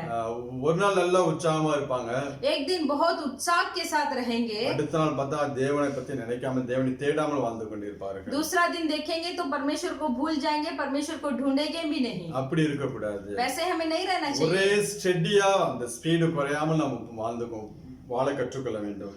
हमारा जीवन में हमें हमारा आत्मिक वृत्ति में एक तेज होना चाहिए और वो तेज में कभी कम ना होंगे, वही तेज में हमें दौड़ना चाहिए। இன்னைக்கு கொரோனா வைரஸ் வந்த புதுசுல பாத்தீங்கன்னா कोरोना महामारी जब उस समय जब आया था, நல்ல ஜெபிக்க ஆரம்பித்தார்கள், बहुत अच्छा से प्रार्थना करना शुरू किया, நல்ல வேதத்தை வாசிக்க ஆரம்பித்தார்கள், बाइबल को बहुत अच्छा से पढ़े, பாவத்தை விட்டு வெளியே வர ஆரம்பித்தார்கள். पाप से दूर बाहर आने लगे। ஆனா 3-4 மாசம் ஆயிடுச்சு பாருங்க. आज 3-4 महीने हो गया देखिए, இப்ப எல்லாத்தையும் விட்டுட்டாங்க. तो अभी उस सबको छोड़ दिए। இப்ப எப்போதும் போல வாழ ஆரம்பிச்சிட்டாங்க. अभी जैसे वो पहले जी रहे थे वैसे जीना शुरू कर दिए। இப்ப இவங்களோட ஸ்பீடு குறைஞ்சனால अभी वो तेज कम हो गया, இப்ப வைரஸோட ஸ்பீடு அதிகமாயிடுச்சு. इसलिए उस महामारी का तेज ज्यादा हो गया। தேவன் அனுப்பின நோக்கம் என்னவென்றால் परमेश्वर इस महामारी को किसी लिए भेजे, ஜனங்கள் சுத்திகரிக்கப்பட வேண்டும், मनुष्यों का शुद्ध हो जाए, தேவனுக்கு பிரியமாய் வாழ வேண்டும் என்று சொல்லி परमेश्वर के प्रिय के अनुसार वो जिए, தேவன் அனுமதித்திருக்கிறார். इसीलिए इस महामारी को परमेश्वर ने अनुमति दिया। ஆனால் ஜனங்களோட வாழ்க்கையில ஒரு மாற்றம் கிடையாது. फिर भी आज मनुष्यों लोगों के जीवन में एक बदलाव नहीं आया। என்னைக்கு நமக்குள்ள ஒரு மாற்றம் வருதோ जब हमारा जीवन में एक बदलाव आएगा, அப்பதான் அந்த வைரஸ் மாறி போகும். तभी ये महामारी से एक छुटकारा मिलेगा। வைரஸ் மாறி போன்னு ஜெபம் பண்ணாதீங்க. आप इस महामारी चले जाने के लिए प्रार्थना मत कीजिए। ஆண்டவரே நான் மாறணும், என்னுடைய வாழ்க்கை மாறணும், நான் பரிசுத்தவானாய் மாறணும் என்று சொல்லி ஜெபம் பண்ணுங்க. तो आप प्रार्थना कीजिए कि परमेश्वर मुझे बदलना है, मेरा जीवन बदलना है, मेरा पवित्र स्थिति बदलना है बोलकर प्रार्थना कीजिए। நீங்க மாறினா அந்த வைரஸ் எல்லாம் மாறி போய்விடும். जब आप बदलेंगे तो ये महामारी भी बदल जाएगी। வேத வசனத்தின்படி வாழ கற்றுக்கொள்ள வேண்டும். इसीलिए परमेश्वर पवित्र बाइबल के वचन के अनुसार जीने के लिए सीख जाइए। இந்த வேத வசனத்தை குறித்து வெளிப்படுத்தின விசேஷத்தை நாம் வாசித்தோம் என்றால் पवित्र वचन के बारे में प्रकाशित वाक्य में हम पढ़ेंगे, 10வது அதிகாரம் 9-10 வசனங்களை வாசிக்கலாம். उसका 10वां अध्याय का 9 और 10 को हम पढ़ेंगे। मैंने स्वर्गदूत के पास जाकर कहा, यह छोटी पुस्तक मुझे दे। उसने मुझसे कहा, ले इसे खा ले, यह तेरे पेट कड़वा तो करेगी पर तेरी मुंह से मधु सी मीठी लगेगी।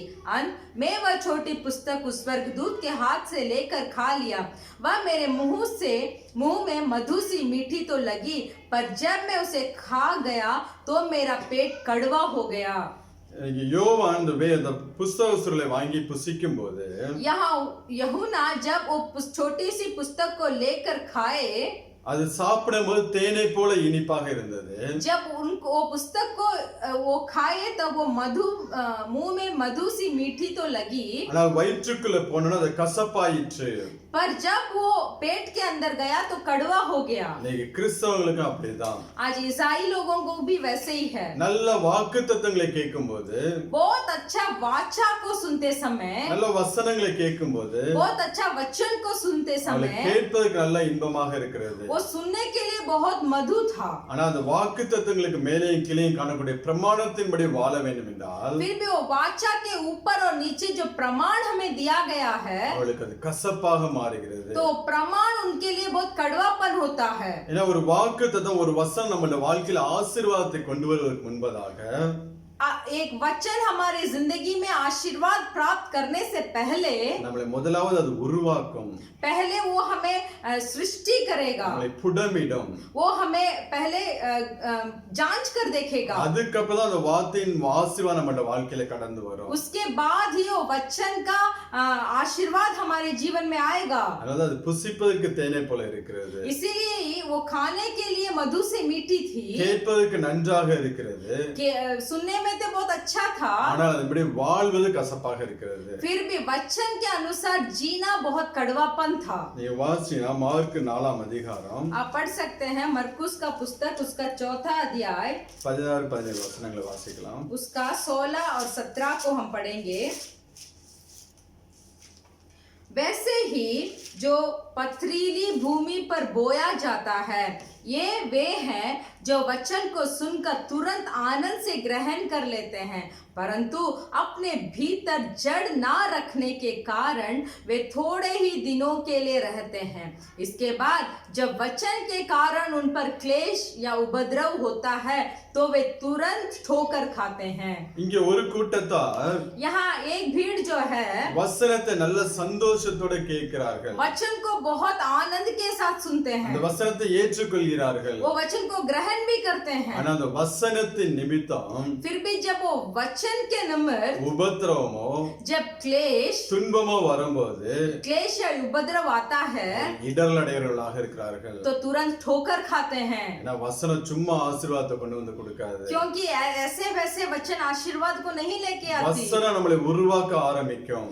वचन हमें सृष्टि करना शुरू करेगा, புடமிட ஆரம்பிக்கும். हमें जांच करना शुरू करेगा। அந்த நேரத்துல அவர்கள் இடரலடைய ஆரம்பிக்கிறார்கள். उसी समय वो ठोकर खाते हैं। அது அவர்கள் வாழ்க்கையில பலனற்றது, ஒரு பிரயோஜனமற்றதாக போகிறது. तो जब वो ठोकर खाएंगे तो वो वचन उनके जिंदगी में कुछ प्रयोजन का नहीं होता है। நாம் வாசிக்கலாம் சங்கீதம் 50ஆம் சங்கீதம் 17ஆவது வசனத்தை வாசிக்கலாம். हम भजन संगीता का 50वां भजन संगीता का 50वां भजन संगीता उसका 17वां वचन। तू तो शिक्षा से भैर करता और मेरे वचनों को तुच्छ जानता है। Hallelujah, hallelujah. இங்க வசனம் அழகாக சொல்லுகிறது. यहाँ वचन बहुत सुंदर से बताता है, சிக்ஷையை நீ பகைத்து शिक्षा से भैर करता है, என் வார்த்தைகளை உனக்கு பின்னாக எரிந்து போடுகிறாய். मेरे वचन को तू तुच्छ जानता है। வசனத்தின் நிமித்தம் वचन के निमित्त வரக்கூடிய உபத்திரவங்கள், துன்பங்களை आने वाले क्लेश और उपद्रव को நாம் வெறுப்பதன் நிமித்தம் हम उसको तुच्छ जानते हैं।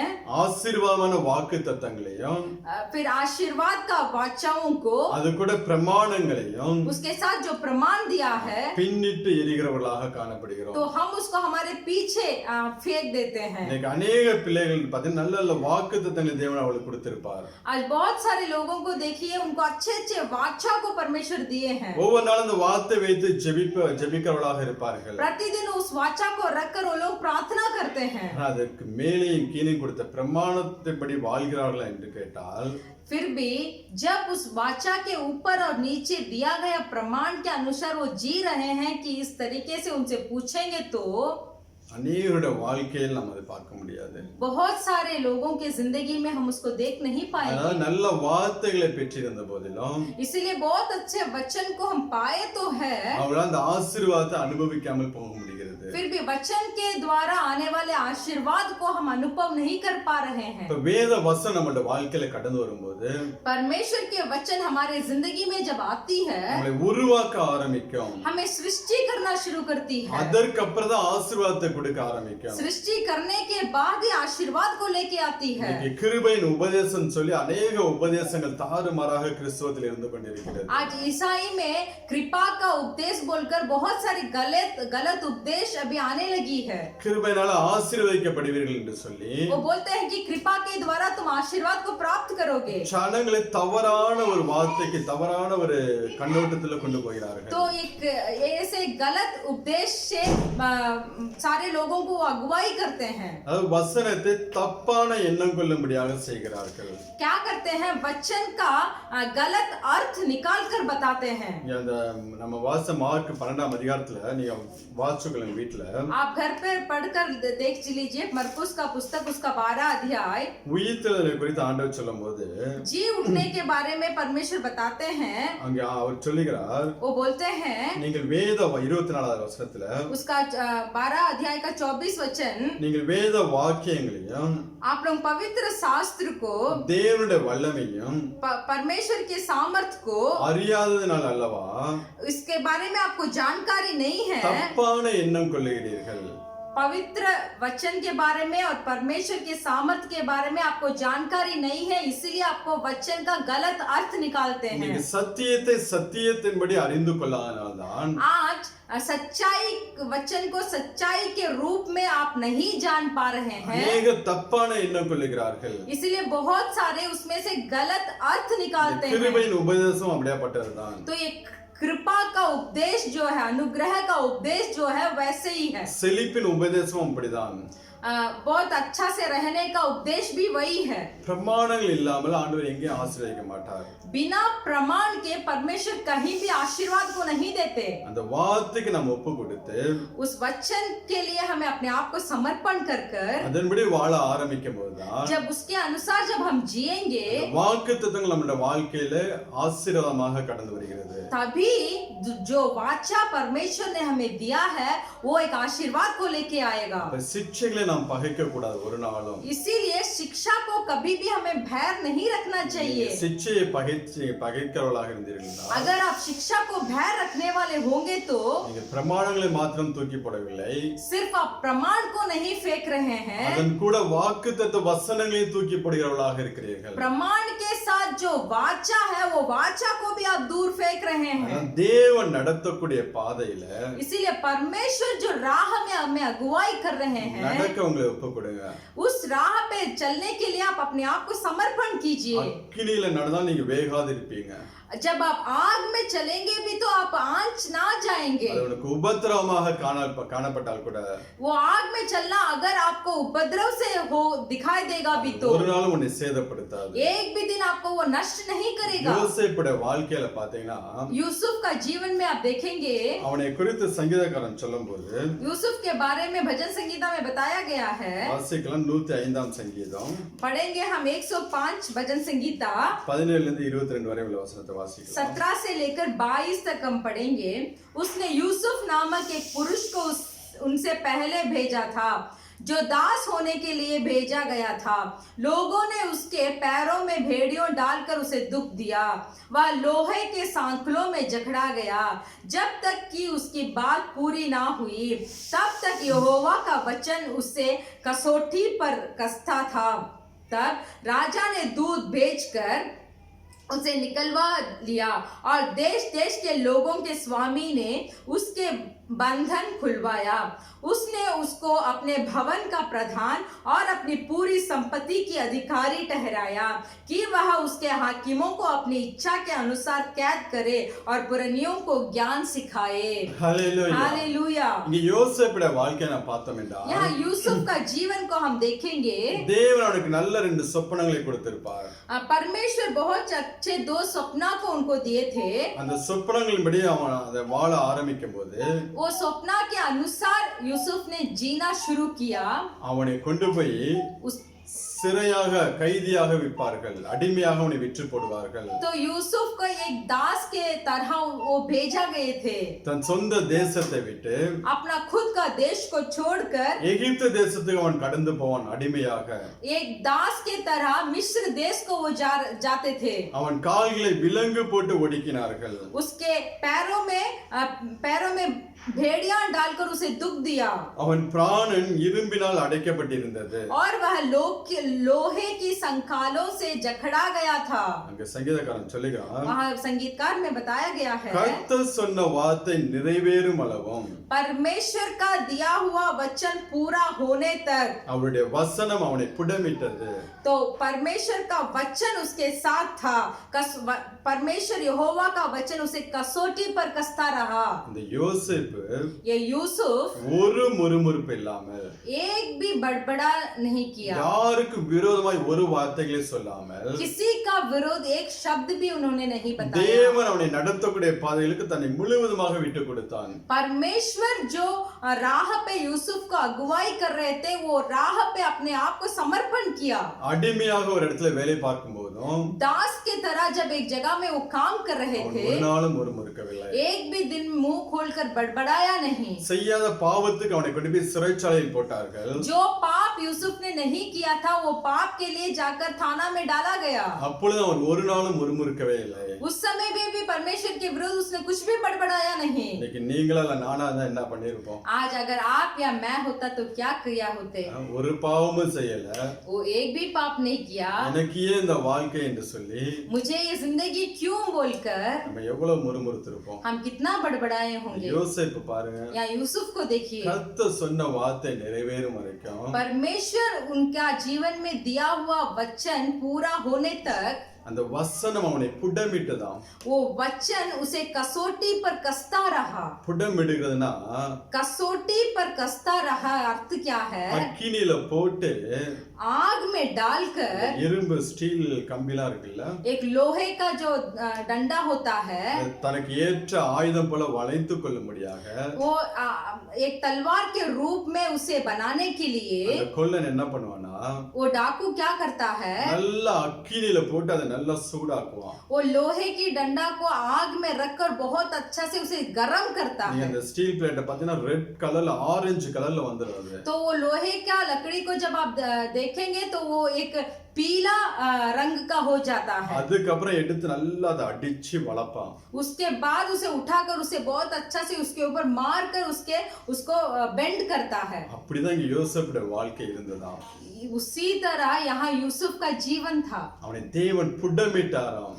परमेश्वर उसको कसते रहे, ஆனால் ஒரு வார்த்தை முறுமுறுக்காமல் फिर भी एक भी शब्द उन्होंने परमेश्वर के எப்பொழுது विरुद्ध नहीं बताया। தேவனுக்கு பிரியமாகவே வாழ ஆரம்பிச்சார். हर समय परमेश्वर के प्रिय के अनुसार ही जिए। நம்ம போன வாரம் தியானிச்சோம் பாத்தீங்களா? हम गए हफ्ते ध्यान किए, मालूम है பிரச்சனைகள் வரக்கூடிய நேரத்துல जब परेशानी आती है நம்ம ரிலாக்ஸ் ஆகும்படியாக हमें ऐसे चैन से रहने के लिए சில பாவங்களை செய்கிறவர்கள் உண்டு.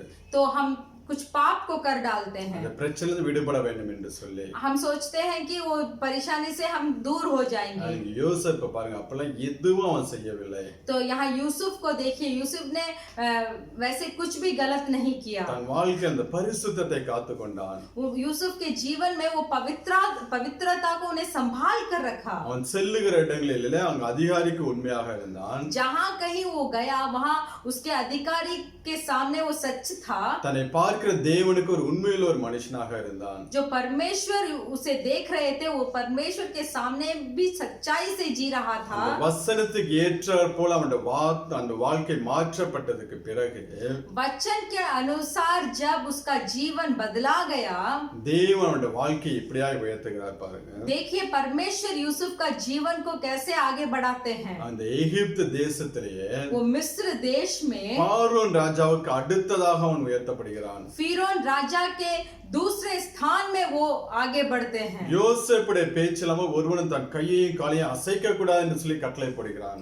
यूसुफ के शब्द के बिना कोई अपना हाथ या पैर को नहीं हिला पाएगा। பார்வோனுடைய வீட்டுக்கு ஆண்டவனாகவும் फिरौन का घर में एक भगवान की तरह தன் ஆஸ்திகளுக்கெல்லாம் அதிபதியாக அவனை உயர்த்துகிறான். अपने सारे संपत्ति का अधिकारी बनाते हैं यूसुफ को। இவ்வளவுக்கு அவனுக்கு எங்கிருந்து இந்த ஆசீர்வாதங்கள் வந்தது? ये आशीर्वाद यूसुफ को कहां से मिला? அவனுடைய வசனம் புடமிட தன்னை ஒப்பு கொடுத்தது நிமித்தம். जब वो वचन उसे कसने के लिए अपने आप को जब समर्पण किया, அந்த வார்த்தையின்படி அவன் வாழ்ந்தனால தாங்க ये वचन के अनुसार जब यूसुफ ने जीना सीख लिए थे, அவனை ஒரு கொடுக்கிற மனுஷனாக தேவன் ஆசீர்வதித்தார். इसीलिए परमेश्वर ने यूसुफ को एक देने वाले मनुष्य की तरह आशीर्वाद பாக்கி किया। 11 சகோதரர் பாருங்களேன், बाकी का 11 भाइयों को देखिए, தங்களுடைய தேவைகளுக்காக கையேந்தி நின்று கொண்டிருக்கிறார்கள். अपने जरूरतों के लिए हाथ फैलाकर खड़े हैं। வார்த்தையின்படி फिर भी जब वचन के अनुसार வாழ்ந்த அந்த யோசேப்பு वचन के अनुसार जिए वो यूसुफ அநேகருக்கு கொடுக்கிற ஒரு கேரக்டராக ஆண்டவர் மாத்தினார்.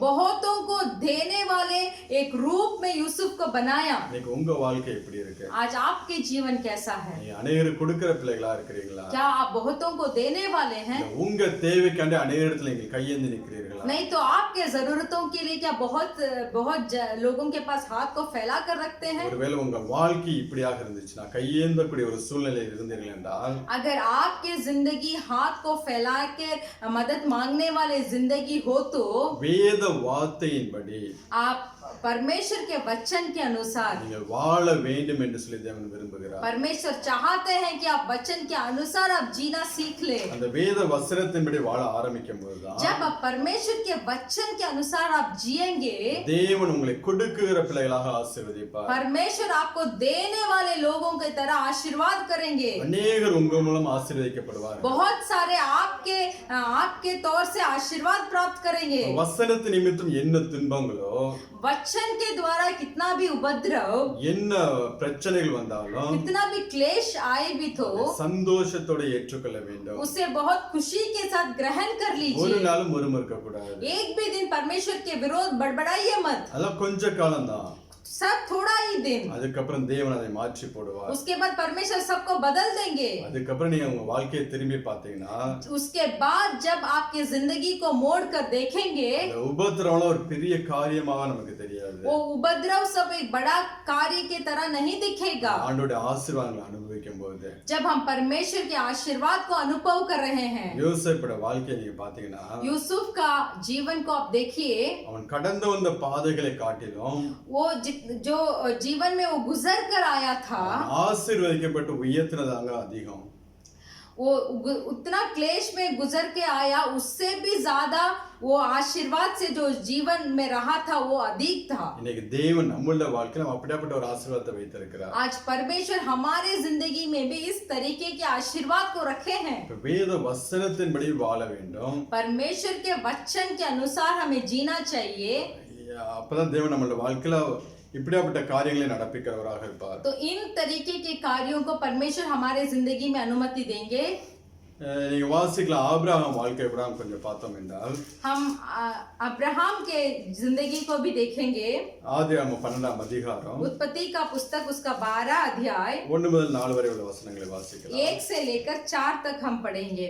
यहोवा ने अब्राहम से कहा, अपने देश और अपने कुटुंबियों और अपने पिता के घर को छोड़कर उस देश में चला जा जो मैं तुझे दिखाऊंगा, और मैं तुझसे एक बड़ी जाति बनाऊंगा और तुझे आशीष दूंगा और तेरे नाम महान करूंगा और तू आशीष का मूल होगा. 4 வரைக்கும் जो तुझे आशीर्वाद दे उन्हें मैं आशीष दूंगा, और जो तुझे कोसे उसे मैं शाप दूंगा, और भूमंडल के सारे कुल तेरे द्वारा आशीष पाएंगे. यहोवा ने इस वचन के अनुसार अब्राम चला और लूत भी उसके संग चला. और जब अब्राम हारान देश से निकला उस समय वह 75 वर्ष का था. हालेलुया. हालेलुया. 75வது வயதிலே 75 वर्ष में தேவன் ஆபிரகாமுக்கு வாக்குத்தத்தங்களை கொடுக்கிறார். परमेश्वर यीशु मसीह को वाचा देते हैं. 100வது வயசுல அவன் ஆசீர்வாதத்தை பெற்றுக்கொள்கிறான். उसका 100वां उम्र में आशीर्वाद को प्राप्त करते हैं. 25 ஆண்டு காலம் தேவனுக்கு பிரியமாக தன்னை மாற்ற ஆரம்பித்தார். ये बीच में जो 25 वर्ष था, ये 25 वर्ष परमेश्वर के सिद्ध के प्रिय के अनुसार जीना शुरू किया. இங்க தேவன் நல்ல வாக்குத்தத்தங்களை கொடுத்தார். यहाँ परमेश्वर बहुत अच्छा वाचा को அவனை दिए. பெரிய ஜாதியாக்கி मैं तुझे बड़ा जाति உன்னை बनाऊंगा, ஆசீர்வதித்து तुझे आशीर्वाद करूंगा பேரை பெருமைப்படுத்துவேன். और तेरे नाम को महान करूंगा. ஆசீர்வாதமாய் இருப்பாய். तू आशीर्वाद के साथ रहेगा. உன்னை ஆசீர்வதிக்கிறவர்களை ஆசீர்வதிப்பேன். जो तुझे आशीर्वाद करेंगे उसे आशीर्वाद दूंगा. உன்னை சபிப்பவர்களை சபிப்பேன். तुझे जो श्राप देगा उसे मैं श्राप दूंगा. பூமியில வம்சங்கள் எல்லாம் ये पृथ्वी में जितने भी वंश है உனக்குள் ஆசீர்வதிக்கப்படும். तेरे अंदर वो आशीर्वाद प्राप्त करेंगे. இந்த ஆசீர்வாதமான வசனங்களை கொடுப்பதற்கு முன்பதாக ये आशीर्वाद के वचन को देने से पहले தேவன் ஆபிரகாமுக்கு ஒரு பிரமாணத்தை வைக்கிறார். परमेश्वर अब्राहम के लिए एक प्रमाण को रखे थे. சொந்த தேசத்தையும் तो अपने देश को உன் தகப்பன் வீட்டையும் और अपने पिता के घर को இனத்தையும் விட்டு और तेरे कुटुंबियों को छोड़कर நான் காண்பிக்கும் தேசத்துக்கு நீ போக வேண்டும் என்று சொல்லி जो देश को मैं तुझे दिखा रहा हूँ वो देश को तू जा. இன்னைக்கு அநேகருடைய வீட்டுல அந்த ஆசீர்வாதமான வார்த்தைகளை எழுதி நாம் மாட்டி வைத்திருப்போம். आज बहुत सारे घर में देखेंगे कि आशीर्वाद का वचन को हम लिख कर लटकाए हुए होंगे. ஆனால் எத்தனை பேர் இந்த பிரமாணங்களை நாம் சேர்த்து எழுதி வைத்திருக்கிறோம். फिर भी हम में से कितना जन इस प्रमाण को भी साथ में लिख कर रखे हैं. இந்த வாக்குத்தத்தங்களை காட்டிலும் இந்த பிரமாணம் தான் ரொம்ப ரொம்ப முக்கியம். वाचा से भी अधिक प्रधान है ये प्रमाण. அந்த பிரமாணத்தின்படி வாழ ஆரம்பித்தால்தான் जब इस प्रमाण के अनुसार हम जिएंगे இந்த வாக்குத்தத்தம் நம்மளோட வாழ்க்கையில கடந்து வரும். तभी वाचा हमारे जिंदगी में प्रवेश करेगी. ஆபிரகாமுடைய வாழ்க்கையில பாத்தீங்கன்னா यहाँ अब्राहम की जिंदगी को देखेंगे, கர்த்தர் சொன்னபடியே जैसे परमेश्वर ने बताए थे ஆபிரகாம் புறப்பட்டு போனான். अब्राहम वहां से चले गए. இன்னைக்கு நம்மளோட வாழ்க்கை எப்படி இருக்கு? आज हमारा जिंदगी कैसा है? கர்த்தர் சொன்னபடியே நாம் செய்றோமா? क्या परमेश्वर जो बताते हैं हम वही करते हैं? மோசே குறித்து வேதம் சொல்லுகிறது, मूसा के बारे में बाइबल बताती है, கர்த்தர் சொன்னபடியே ஒவ்வொரு காரியத்தையும் செய்தான் என்று. जैसे परमेश्वर ने मूसा को बताया वैसे ही एक एक काम को उन्होंने किया. ஆசரிப்பு கூடாரத்தை உண்டாக்கும் போது वाचा के तंबू को जब वो बनाए, தேவன் சொன்ன வார்த்தையின்படியே எல்லாவற்றையும் செய்து முடித்தானா. परमेश्वर जो जिन जिन चीजों को उन्हें बताए थे उसी तरीके मूसा ने किया. மோசே நல்ல படிச்சவன், मूसा बहुत अच्छा पढ़ाई किए थे. நல்ல வான சாஸ்திரங்கள் எல்லாம் அறிந்தவன் அவன். आकाश के सारे चीजों को उनको मालूम था. நல்ல இன்ஜினியரிங் படிச்ச மனுஷன். बहुत इंजीनियर पढ़े हुए थे. ஆனால் தன் சொந்த புத்தி எங்கேயுமே அவன் யூஸ் பண்ணவில்லை. फिर भी अपना बुद्धि को वहां उन्होंने प्रकट कहीं नहीं किया. தேவன் சொன்னபடியே ஒவ்வொரு காரியத்தை செய்து முடித்தான். परमेश्वर जैसे बताए वैसे ही एक एक काम को किया. அதுதான் தேவன் இந்த நாட்கள் நம்மளோட வாழ்க்கையில விரும்புகிறார். तो यही तरीके के चीजों को भी परमेश्वर इन दिनों में हमें से चाहते हैं. அவர் என்ன சொல்லுகிறாரோ அதன்படி செய்ய வேண்டும். परमेश्वर जो बताते हैं हमें वही को करना है. ஆபிரகாமுடைய வாழ்க்கையில பாத்தீங்கன்னா अब्राहम की जिंदगी में देखोगे, ஆதியாகமம் 22ஆம் அதிகாரம் எடுத்துக்கொள்வோம். उत्पत्ति का पुस्तक उसका 22वां अध्याय को हम लेंगे. 17-18 வசனத்தை வாசிக்கலாம். उसका 17 और 18 वचन को हम पढ़ेंगे. 16 இருந்து வாசிங்க. 16, 17, 18. 16, 17 और 18 पढ़ेंगे। यहोवा की यह वाणी है कि मैं अपनी ही यह शपथ खाता हूँ कि तूने जो यह काम किया है कि अपने पुत्र वरन अपने इकलौते पुत्र को भी नहीं रख छोड़ा, इस कारण मैं निश्चय तुझे आशीष दूंगा और निश्चय तेरे वंश को आकाश के तारागण और समुद्र के तीर के बालू के किनकों के समान अनगिनत करूंगा, और तेरे वंश अपने शत्रुओं के नगरों का अधिकारी होंगे, और पृथ्वी की सारी जातियों अपने को तेरे वंश के कारण धन्य मानेगी, क्योंकि तूने मेरी बात मानी है। हालेलुया। हालेलुया। ஆபிரகாமை குறித்து தேவன் சொல்கிறார், पर अब्राहम के बारे में यहाँ परमेश्वर बताते நீ हैं, சொல்லுக்கு கீழ்ப்படிந்தபடியினாலே तूने मेरे बात को सुनी है, உன் சந்ததிக்குள்ள பூமியில சகல ஜாதிகளும் ஆசீர்வதிக்கப்படும்। इसीलिए इस पृथ्वी में सारे जातियों में मैं तेरे वंश को आशीर्वाद दूंगा। தேவன் சொன்ன வார்த்தையின்படி परमेश्वर जो बात उन्होंने बताई थी, ஆபிரகாம் கீழ்ப்படிந்தபடியினாலே अब्राहम ने उसका आज्ञा पालन किया, அவனை ஆசீர்வதிக்கவே ஆசீர்வதித்து इसलिए मैं तुझे आशीर्वाद के ऊपर आशीष कर कर சந்ததியை तेरे वंश को வானத்து நட்சத்திரங்களைப் போலவும் आकाश के तारागण के समान கடற்கரை மணலைப் போலவும் और समुद्र के तीर की बालू के किनकों के समान பெருக பண்ணுவேன் என்று சொல்லி சொன்னார்। अनगिनत करूंगा। இவ்வளவுக்கு நீங்க ஆபிரகாமை பாத்தீங்கன்னா आप अब्राहम को देखेंगे, விசுவாசத்தின் தகப்பன் என்று சொல்லி வேதம் சொல்லுகிறது। पवित्र शास्त्र बताती है कि वो विश्वास का पिता थे। அவன் விசுவாசத்தினாலே இந்த ஆசீர்வாதத்தை சுதந்திரித்துக் கொள்ளவில்லை, विश्वास के द्वारा ये आशीर्वाद को अब्राहम ने प्राप्त नहीं किया, விசுவாசத்தோட கீழ்ப்படிதல் அவன் இடத்தில் காணப்பட்டுச்சு। अब्राहम के पास विश्वास के साथ आज्ञा पालन भी दिखाई दिया। அதுதான் அவன் வாழ்க்கையில ஆசீர்வாதத்தை கொண்டு வந்துச்சு। यही चीज उसके जीवन में इतना आशीर्वाद को प्राप्त किया। இன்னைக்கு अनेகருடைய பிரசங்கம் என்னவென்றால், आज बहुत सारे उपदेश क्या है, விசுவாசத்தில் நீ எல்லாவற்றையும் பெற்றுக்கொள்வாய், विश्वास के साथ तू सबको प्राप्त कर लेगा। உண்மைதான் அது। वो सच्ची है, ஆனால் எப்படியாப்பட்ட விசுவாசம் ஆண்டவர் எதிர்பார்க்கிறார், फिर भी परमेश्वर किस तरीके का विश्वास को चाहते हैं, அது கீழ்ப்படிதலோட கூடிய இருக்கக்கூடிய விசுவாசமாக இருக்க வேண்டும்। वो विश्वास एक आज्ञा पालन के द्वारा आना चाहिए। தேவ வார்த்தைக்கு நீ கீழ்ப்படியாமல் परमेश्वर के वचन का पालन नहीं करेंगे, ஆண்டவர் என்னை ஆசீர்வதிப்பார் என்று சொல்லி நீ விசுவாசித்தாய், अगर आप परमेश्वर मुझे आशीष करेगा बोलकर विश्वास करेंगे, ஆண்டவர் ஒரு நாளும் ஆசீர்வதிக்க மாட்டார்। परमेश्वर एक दिन भी आशीष नहीं करेंगे। அப்படியாப்பட்ட விசுவாசம் யார்கிட்ட இருக்கு தெரியுமா?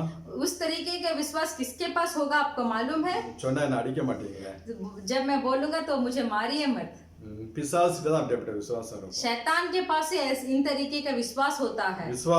பிசாசும் விசுவாசித்து நடுங்குறான்னு சொல்லி வேதம் சொல்லுகிறது। बाइबल बताती है शैतान भी विश्वास के आगे गिड़गिड़ाता है, ஆனா அவன்கிட்ட கீழ்ப்படிதல் கிடையாது। फिर भी शैतान के पास आज्ञा पालन नहीं है। அப்படியாப்பட்ட ஒரு விசுவாசத்தை தேவன் நாட்டில் எதிர்பார்க்கவில்லை। तो इस तरीके के विश्वास को परमेश्वर इन दिनों में नहीं चाहते हैं। நீ அவருடைய வசனத்துக்கு கீழ்ப்படிந்து तू परमेश्वर के वचन का पालन कर कर உன்னை புடமிடப்படுவதற்கு நீ உன்னை ஒப்பு கொடுத்தால்தான், अगर तू कसौटी में कसने के तरह अपने आप को अगर समर्पण करेगा, வாக்குத்தத்தம் உன் வாழ்க்கையில நடக்க ஆரம்பிக்கும்। तब जो वाचा तुझे दिया गया था वो वाचा तेरे जीवन में आशीर्वाद को प्रकट करेगा।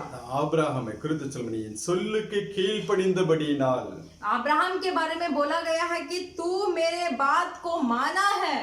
இதுதான் ஆண்டவர் இன்னைக்கு நம்ம இடத்துல எதிர்பார்க்கிறார்।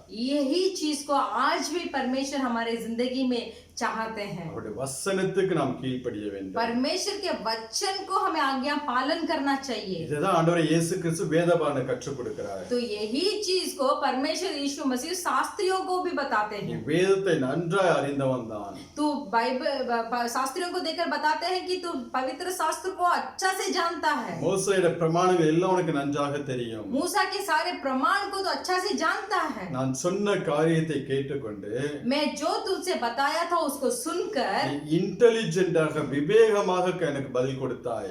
तू बहुत बुद्धिमान के तरह तूने मुझे जवाब दिया। ஆனால் நீ வேத வார்த்தையின்படி வாழ வேண்டும்। फिर भी तू पवित्र शास्त्र के वचन के अनुसार तुझे जीना होगा। அப்படி வாழ்ந்தால்தான் நீ ராஜ்யத்துக்குள்ள பிரவேசிப்பாய். वचन के अनुसार अगर तू जिएगा तभी परलोक राज्य के अंदर प्रवेश करेगा। இன்றைக்கு ஆண்டவர் நம்மை பார்த்து சொல்லக்கூடியதுதான். आज भी परमेश्वर हमें देखकर वही बताते हैं। நாம் பரலோக ராஜ்யத்துக்குள் பிரவேசிக்க வேண்டும் என்றால் अगर हमें परलोक राज्य के अंदर प्रवेश करना है तो வேத வசனத்தை நாம் வாசிக்க வேண்டும். पवित्र शास्त्र के वचन को हमें पढ़ना चाहिए, தியானம் பண்ண வேண்டும். इसको ध्यान करना चाहिए, வேத வசனத்தினுடைய வாழ நம்மை ஒப்பு கொடுக்க வேண்டும். इस वचन के अनुसार जीने के लिए हमें अर्पण करना चाहिए। நீங்க அதன்படி செய்ய ஆரம்பிக்கும் போது अगर इस वचन की तरह आप करेंगे உங்களோட வாழ்க்கையில எல்லா ஆசீர்வாதங்களும் டைம் டு டைம் கடந்து வரும். तो ठीक समय पर आपके जीवन में वो आशीर्वाद आप पहुंचेगी। நீங்க கேட்டாலும் கேட்காட்டையும் आप पूछेंगे या नहीं पूछेंगे, ஆண்டவர் அந்த ஆசீர்வாதத்தை அந்தந்த நேரத்துல கொடுத்து அவர் நடத்துவார். परमेश्वर वो आशीर्वाद को सही समय आपको देंगे। நீங்க வார்த்தையின்படி வாழ்ந்தீர்கள் என்றால் போதும். सिर्फ आपको वचन के अनुसार आपको जीना है। உங்களோட ஆசீர்வாதங்கள் ஆண்டவர் आपके आशीर्वाद को परमेश्वर देख लेंगे। நீ வாசினா आप पढ़ेंगे 3 யோவான் 2வது வசனத்தை வாசிக்கலாம். यूहन्ना 3 यूहन्ना நிருபங்கள் यूहन्ना का 3 पत्रिका 3 யோவான் வெளிப்படுத்து 2வது வசனம் 2வது வசனம் यूहन्ना का 3 पत्रिका 2 वचन, हे प्रिय, मेरी यह प्रार्थना है ये कि जैसा तू आत्मिक उन्नति कर रहा है वैसे ही तू सब बातों में उन्नति करे और भला चंगा रहे। உன் ஆத்மா வாழ்கிறது போல तेरा आत्मा जैसे जी रहा है நீ எல்லாவற்றிலும் வாழ்ந்து तू सारे चीजों में जीकर சுகமாய் இருக்கும்படி நான் வேண்டுகிறேன் என்று சொல்லுகிறார். मैं विनती करता हूँ कि तू सुख में जिए। உன் ஆத்மா நல்ல சுகமாக இருக்க வேண்டும். तेरे आत्मा भला चंगा रहना चाहिए, அப்பொழுது நீ எல்லாவற்றிலும் ஆசீர்வாதமாய் இருப்பாய் என்று சொல்லுகிறார். तब तू सारे चीजों में आशीर्वाद रहेगा। அந்த ஆத்மா எதனாலே அது நல்ல புஷ்டியாக இருக்கும் என்றால் आत्मा कैसे अच्छा से रहेगा? வேத வார்த்தையினால் மாத்திரம்தான். परमेश्वर के वचन के द्वारा ही। நீங்க 19வது சங்கீதம் आप 19वां भजन संगीता 7-8 वचनங்களை வாசிக்கலாம். उसका 7 और 8 को हम पढ़ेंगे। यहोवा की व्यवस्था खरी है, वह प्राण को बहाल कर देती है। यहोवा के नियम विश्वास योग्य है, साधारण लोगों को बुद्धिमान बना देता है। यहोवा के उपदेश सिद्ध है, हृदय को आनंदित कर देता है। यहोवा की आज्ञा निर्मल है, वह आंखों में ज्योति ले आती है। 11வது வசனம் उसका 11 वचन, उन्हीं से तेरा दास चिताया जाता है, उनके पालन करने से बड़ा ही प्रतिफल मिलता है। ये கர்த்தருடைய வேதம் குறைவற்றதும் यहाँ परमेश्वर का इतना 7வது வசனம் वो परमेश्वर का वचन जो है वो प्राण को बहला कर देती है ஆத்மாவை உயிர்ப்பிக்கிறதுமாய் இருக்கிறது और प्राण को बहला कर देती है। அவைகளால் உமது அடியேன் எச்சரிக்கப்படுகிறேன். 11வது வசனம் उसके द्वारा आप तेरा दास चिताया जाता है, அவைகளை கை கொள்ளுகிறதுனாலே उनको पालन करने से மிகுந்த பலன் உண்டாம். बड़ी प्रतिफल मिलता है। அந்த வேத வசனங்களை கை கொள்வதனாலே जब हम परमेश्वर के वचन को हम धारण करेंगे நம்மளுடைய வாழ்க்கையில் மிகுந்த ஆசீர்வாதங்களை கொண்டு வரும். तो वो हमारे जीवन में बहुत आशीर्वाद को लेके आएगा। அந்த வேத வார்த்தைகளாலே நம்முடைய ஆத்மாவை நிரப்ப வேண்டும். तो हमारे आत्मा को इस पवित्र वचन के द्वारा भरना है। இந்த வேத வசனங்களின்படி வாழ ஒப்பு கொடுக்கும்போது जब इस वचन के अनुसार जीने के लिए हम अपने आप को अगर हम समर्पण करेंगे, தேவன் நம்மளுடைய வாழ்க்கையில் ஆசீர்வாதங்களை परमेश्वर हमारे जिंदगी में आशीर्वादों को அதன் காலங்களிலே तो उन समयों में நாம் கேட்காமலே கொடுக்கிறவராக இருக்கிறார். बिना पूछे वो परमेश्वर दे देंगे। நீங்க இந்த வேதபாரனுடைய வாழ்க்கையை பார்த்தீங்கன்னா आज पवित्र वो शास्त्रियों को जीवन को आप देखिए, வேதத்தை திருப்பி திருப்பி எழுதுகிறவர்கள் बाइबल को फिर से वो लिखते हैं। அந்த வேத வசனங்களை பாதுகாக்கிறவர்கள் वो परमेश्वर के वचन को संभाल कर रखते हैं। வேத வார்த்தையின்படி அங்க ஆலோசனை கொடுக்கிறவர்கள், वचन के अनुसार ही योजना को देते हैं। அப்படியாப்பட்ட மனுஷனே तो उस तरीके के मनुष्य, ஆண்டவர் சொல்லி பரலோக ராஜ்யத்துக்கு தூரமானவன் அல்ல என்று சொல்லுகிறார். तो वो शास्त्रियों को देकर बताते हैं कि तू परलोक राज्य से दूर नहीं है। இன்னைக்கு எத்தனையோ பேர் இந்த வேதத்தை படிக்காம இருக்கிறீங்க. आज बहुत जन इस पवित्र बाइबल को नहीं पढ़ते। ஏதோ முன்னாடி சர்ச்சுக்கு வரும்போது பைபிளை தூக்கிட்டு வருவீங்க. पहले जब आप चर्च में आते थे तब बाइबल को लेके आते थे। அதுவும் கிடையாது. अभी वो भी नहीं है। எத்தனை பேர் நீங்க தாகத்தோட இந்த வேதத்தை வாசிக்கிறீங்கன்னு தெரியல. हमें मालूम नहीं है कि आप में कितने प्यास होकर इस बाइबल को आप पढ़ते हैं। அவ்வளவு வேத வசனங்களை அறிந்த அந்த வேத பாராயணுக்கு அந்த நிலைமைனா, जो शास्त्रियों जो उतना वचन के ऊपर ज्ञान उसको था, उसी को परमेश्वर देकर बोल रहे हैं कि तू परलोक राज्य का दूर नहीं है। இன்னைக்கு வேதத்தை வாசிக்காத ஜனங்களுடைய நிலைமை என்ன? तो सोच कर देखिए कि ये पवित्र बाइबल को जो पढ़ते नहीं है उनका स्थिति क्या है। ஒவ்வொரு நாளும் இந்த வேதத்தை வாசிங்க. प्रतिदिन इस बाइबल को पढ़िए। பரலோகத்துக்குரிய ஆசீர்வாதங்களையும், परलोक का आशीर्वाद இந்த பூமிக்குரிய ஆசீர்வாதங்களையும் और ये पृथ्वी का आशीर्वाद உங்களுக்கு கொடுத்து இந்த வேதம் ஆசீர்வதிக்கும். देकर ये पवित्र बाइबल आपको आशीष करेगा। ஒவ்வொரு நாளும் வேதத்தை வாசிங்க. इसलिए प्रतिदिन बाइबल पढ़िए। அதன்படி வாழ ஒப்பு கொடுங்க.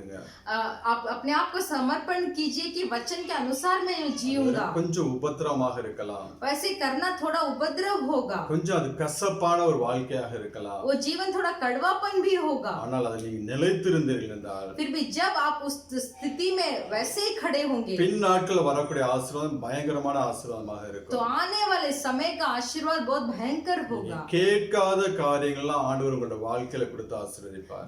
जो कर्मों को आपने नहीं पूछा वो सब परमेश्वर आपकी जिंदगी में देकर आशीर्वाद करेंगे। யோசேப்பு ஒரு நாளும் பார்வோனுக்கு அடுத்த ஸ்தானத்துல வருவேன்னு சொல்லி நினைச்சு கூட பார்க்கல. यूसुफ एक भी दिन फिरौन के दूसरे स्थान पे आएगा बोलकर सोच के भी नहीं देखा। அவன் கண்ட தரிசனத்தை நிமித்தம் वो जो दर्शन को पाए थे, தன் 12 சகோதரர்களை காட்டிலும் நான் கொஞ்சம் மேன்மையானவனாக இருப்பேன் என்று சொல்லி நினைத்திருக்கலாம். वो ऐसे सोचा होगा कि अपना 12 भाइयों से वो उसका स्थान थोड़ा ऊंचा रहेगा। ஆனால் அது அல்ல ஆண்டவருடைய சித்தம். फिर भी परमेश्वर का इच्छा वो नहीं था। அந்த நாட்டில் வல்லரசாக இருந்த எகிப்து தேசத்தில் उन दिनों में बहुत बड़ा स्थान में जो मिस्र देश था, எல்லா தேசங்களையும் போஷிக்கக்கூடிய सारे देश को भोजन दिया हुआ உணவு தானியங்கள் உள்ள ஒரு தேசமாக அந்த எகிப்து தேசத்தில் वो सारे खाने के दाना वो मिस्र देश में थे।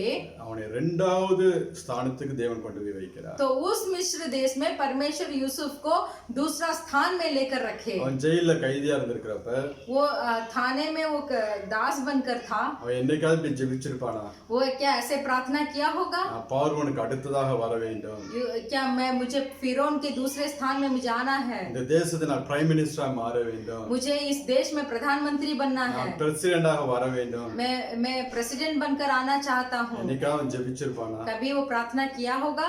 இருக்கிற சூழல் ஒரு விடுதலை கிடைச்சா போதும் அவன் ஜெபம் பண்ணியிருப்பான். वो यूसुफ ऐसे प्रार्थना किए होंगे कि जो हालत में आज हो पड़ा है उसमें से उसको एक छुटकारा चाहिए। வார்த்தையின்படி வாழ தன்னை ஒப்பு கொடுத்தான். फिर भी वचन के अनुसार जीना उन्होंने अर्पण किया। எவ்வளவு பிரச்சனை வந்த போதிலும், कितना भी परेशानी आई, எவ்வளவு பாடுகள் வந்த போதிலும், कितना भी उपद्रव आई, எவ்வளவு சோதனைகள் வந்த போதிலும், कितना भी संकट आया, அவன் நிலைச்சு நின்ன ஆண்டவரோட. वो वैसे स्थिर खड़ा था। அதனாலதான் தேவன் அவன் நினைச்சு பார்க்காத ஒரு ஆசீர்வாதத்தை அவனை உயர்த்தினார். इसीलिए यूसुफ सोचा भी नहीं था उतना बड़ा आशीर्वाद को परमेश्वर ने दिया। உங்களுடைய வாழ்க்கையிலும் आपके जीवन भी, என்னுடைய வாழ்க்கையிலும் मेरा जीवन में भी தேவன் அப்படியாப்பட்ட ஆசீர்வாதத்தை வைத்திருக்கிறார். परमेश्वर इसी तरीके के आशीर्वाद को रखे हैं। நாம் அதன்படி வாழ ஒப்பு கொடுக்கும்போது, जब हम इसके वचन के अनुसार जब हम जिएंगे, நீங்க நினைத்து பார்க்காத உயரத்தில் ஆண்டவர் உங்களை உயர்த்தி ஆசீர்வதிப்பார். आप सोचे भी नहीं होंगे उतने ऊंचे स्थान में आपको रखकर परमेश्वर आशीर्वाद करेंगे। எப்படி வாழலாமா? வசனத்தின்படி क्या हम वचन के अनुसार जिएंगे? பாடுகள் உபத்திரங்களை சகித்துக்கொள்ள தயாரா? क्या क्लेश और उपद्रव को सहने के लिए आप तैयार है? நீங்க தயார்னு சொல்லுங்க, ஆண்டவர் உடனே அவர் வேலையை ஆரம்பிச்சிருவாரு. सिर्फ आप तैयार बोलकर एक शब्द बताइए, परमेश्वर अपने काम को आपके जिंदगी में चालू இப்பவே करेंगे। கண்ணை மூடி अभी आंख को बंद कर कर உருவாக்க உடைக்க நான் ஒப்பு கொடுக்கிறேன்னு சொல்லுங்க. परमेश्वर तू मुझे सृष्टि करने के लिए मैं तैयार हूँ बोलिए। உடனே ஆண்டவர் தன் ப்ராசஸை ஆரம்பித்து விடுவார். परमेश्वर तुरंत अपने काम को चालू करेंगे, உங்களை உயர்த்தவும் செய்வார். आपको ऊंचा भी ஒரு बढ़ाएंगे। விஷயம் நாம் ஜெபிக்கலாம். हम प्रार्थना करेंगे। ஜெபம்.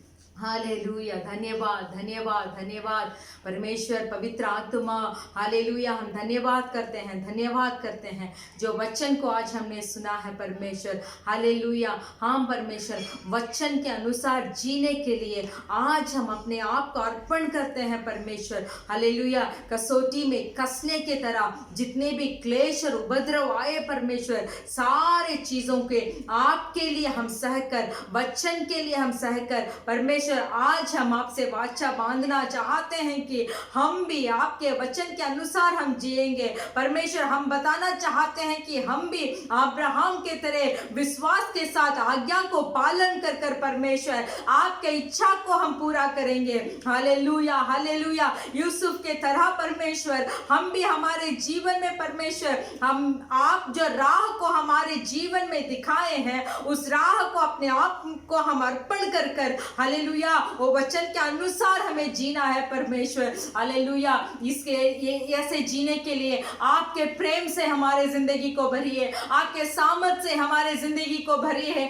आपके ताकत से हमारे जिंदगी को भरिए। हालेलुया, इस संसारिक रूप के लिए नहीं परमेश्वर, इस संसारिक आशीर्वादों के लिए नहीं परमेश्वर, मैं आपके लिए जीना चाहता हूँ, पर लोग राज्य में प्रवेश करने का पात्र में बनना चाहता हूँ। हालेलुया हालेलुया, धन्यवाद परमेश्वर यीशु मसीह, हमारे कलीसिया के भाई और बहन को और जो कोई इन वचन इस संदेश को सुने हैं परमेश्वर, आज के दिन अपने आप को आपके सम्मुख में ग्रहण, आपके सम्मुख में समर्पण करने का योग्य बनाइए परमेश्वर, योग्य बनाइए, परलोक में प्रवेश करने का योग्य बनाइए, वचन के पालन करने का, विश्वास के साथ पालन करने का योग्य बनाइए, क्लेश और उपद्रव को सहने का योग्य बनाइए परमेश्वर। धन्यवाद यीशु मसीह, धन्यवाद हमारे कलीसिया परिवारों को हालेलुया सारी आत्मिक रीति से स्थिर कीजिए परमेश्वर। हालेलुया, आपके आनंद से भरिए परमेश्वर,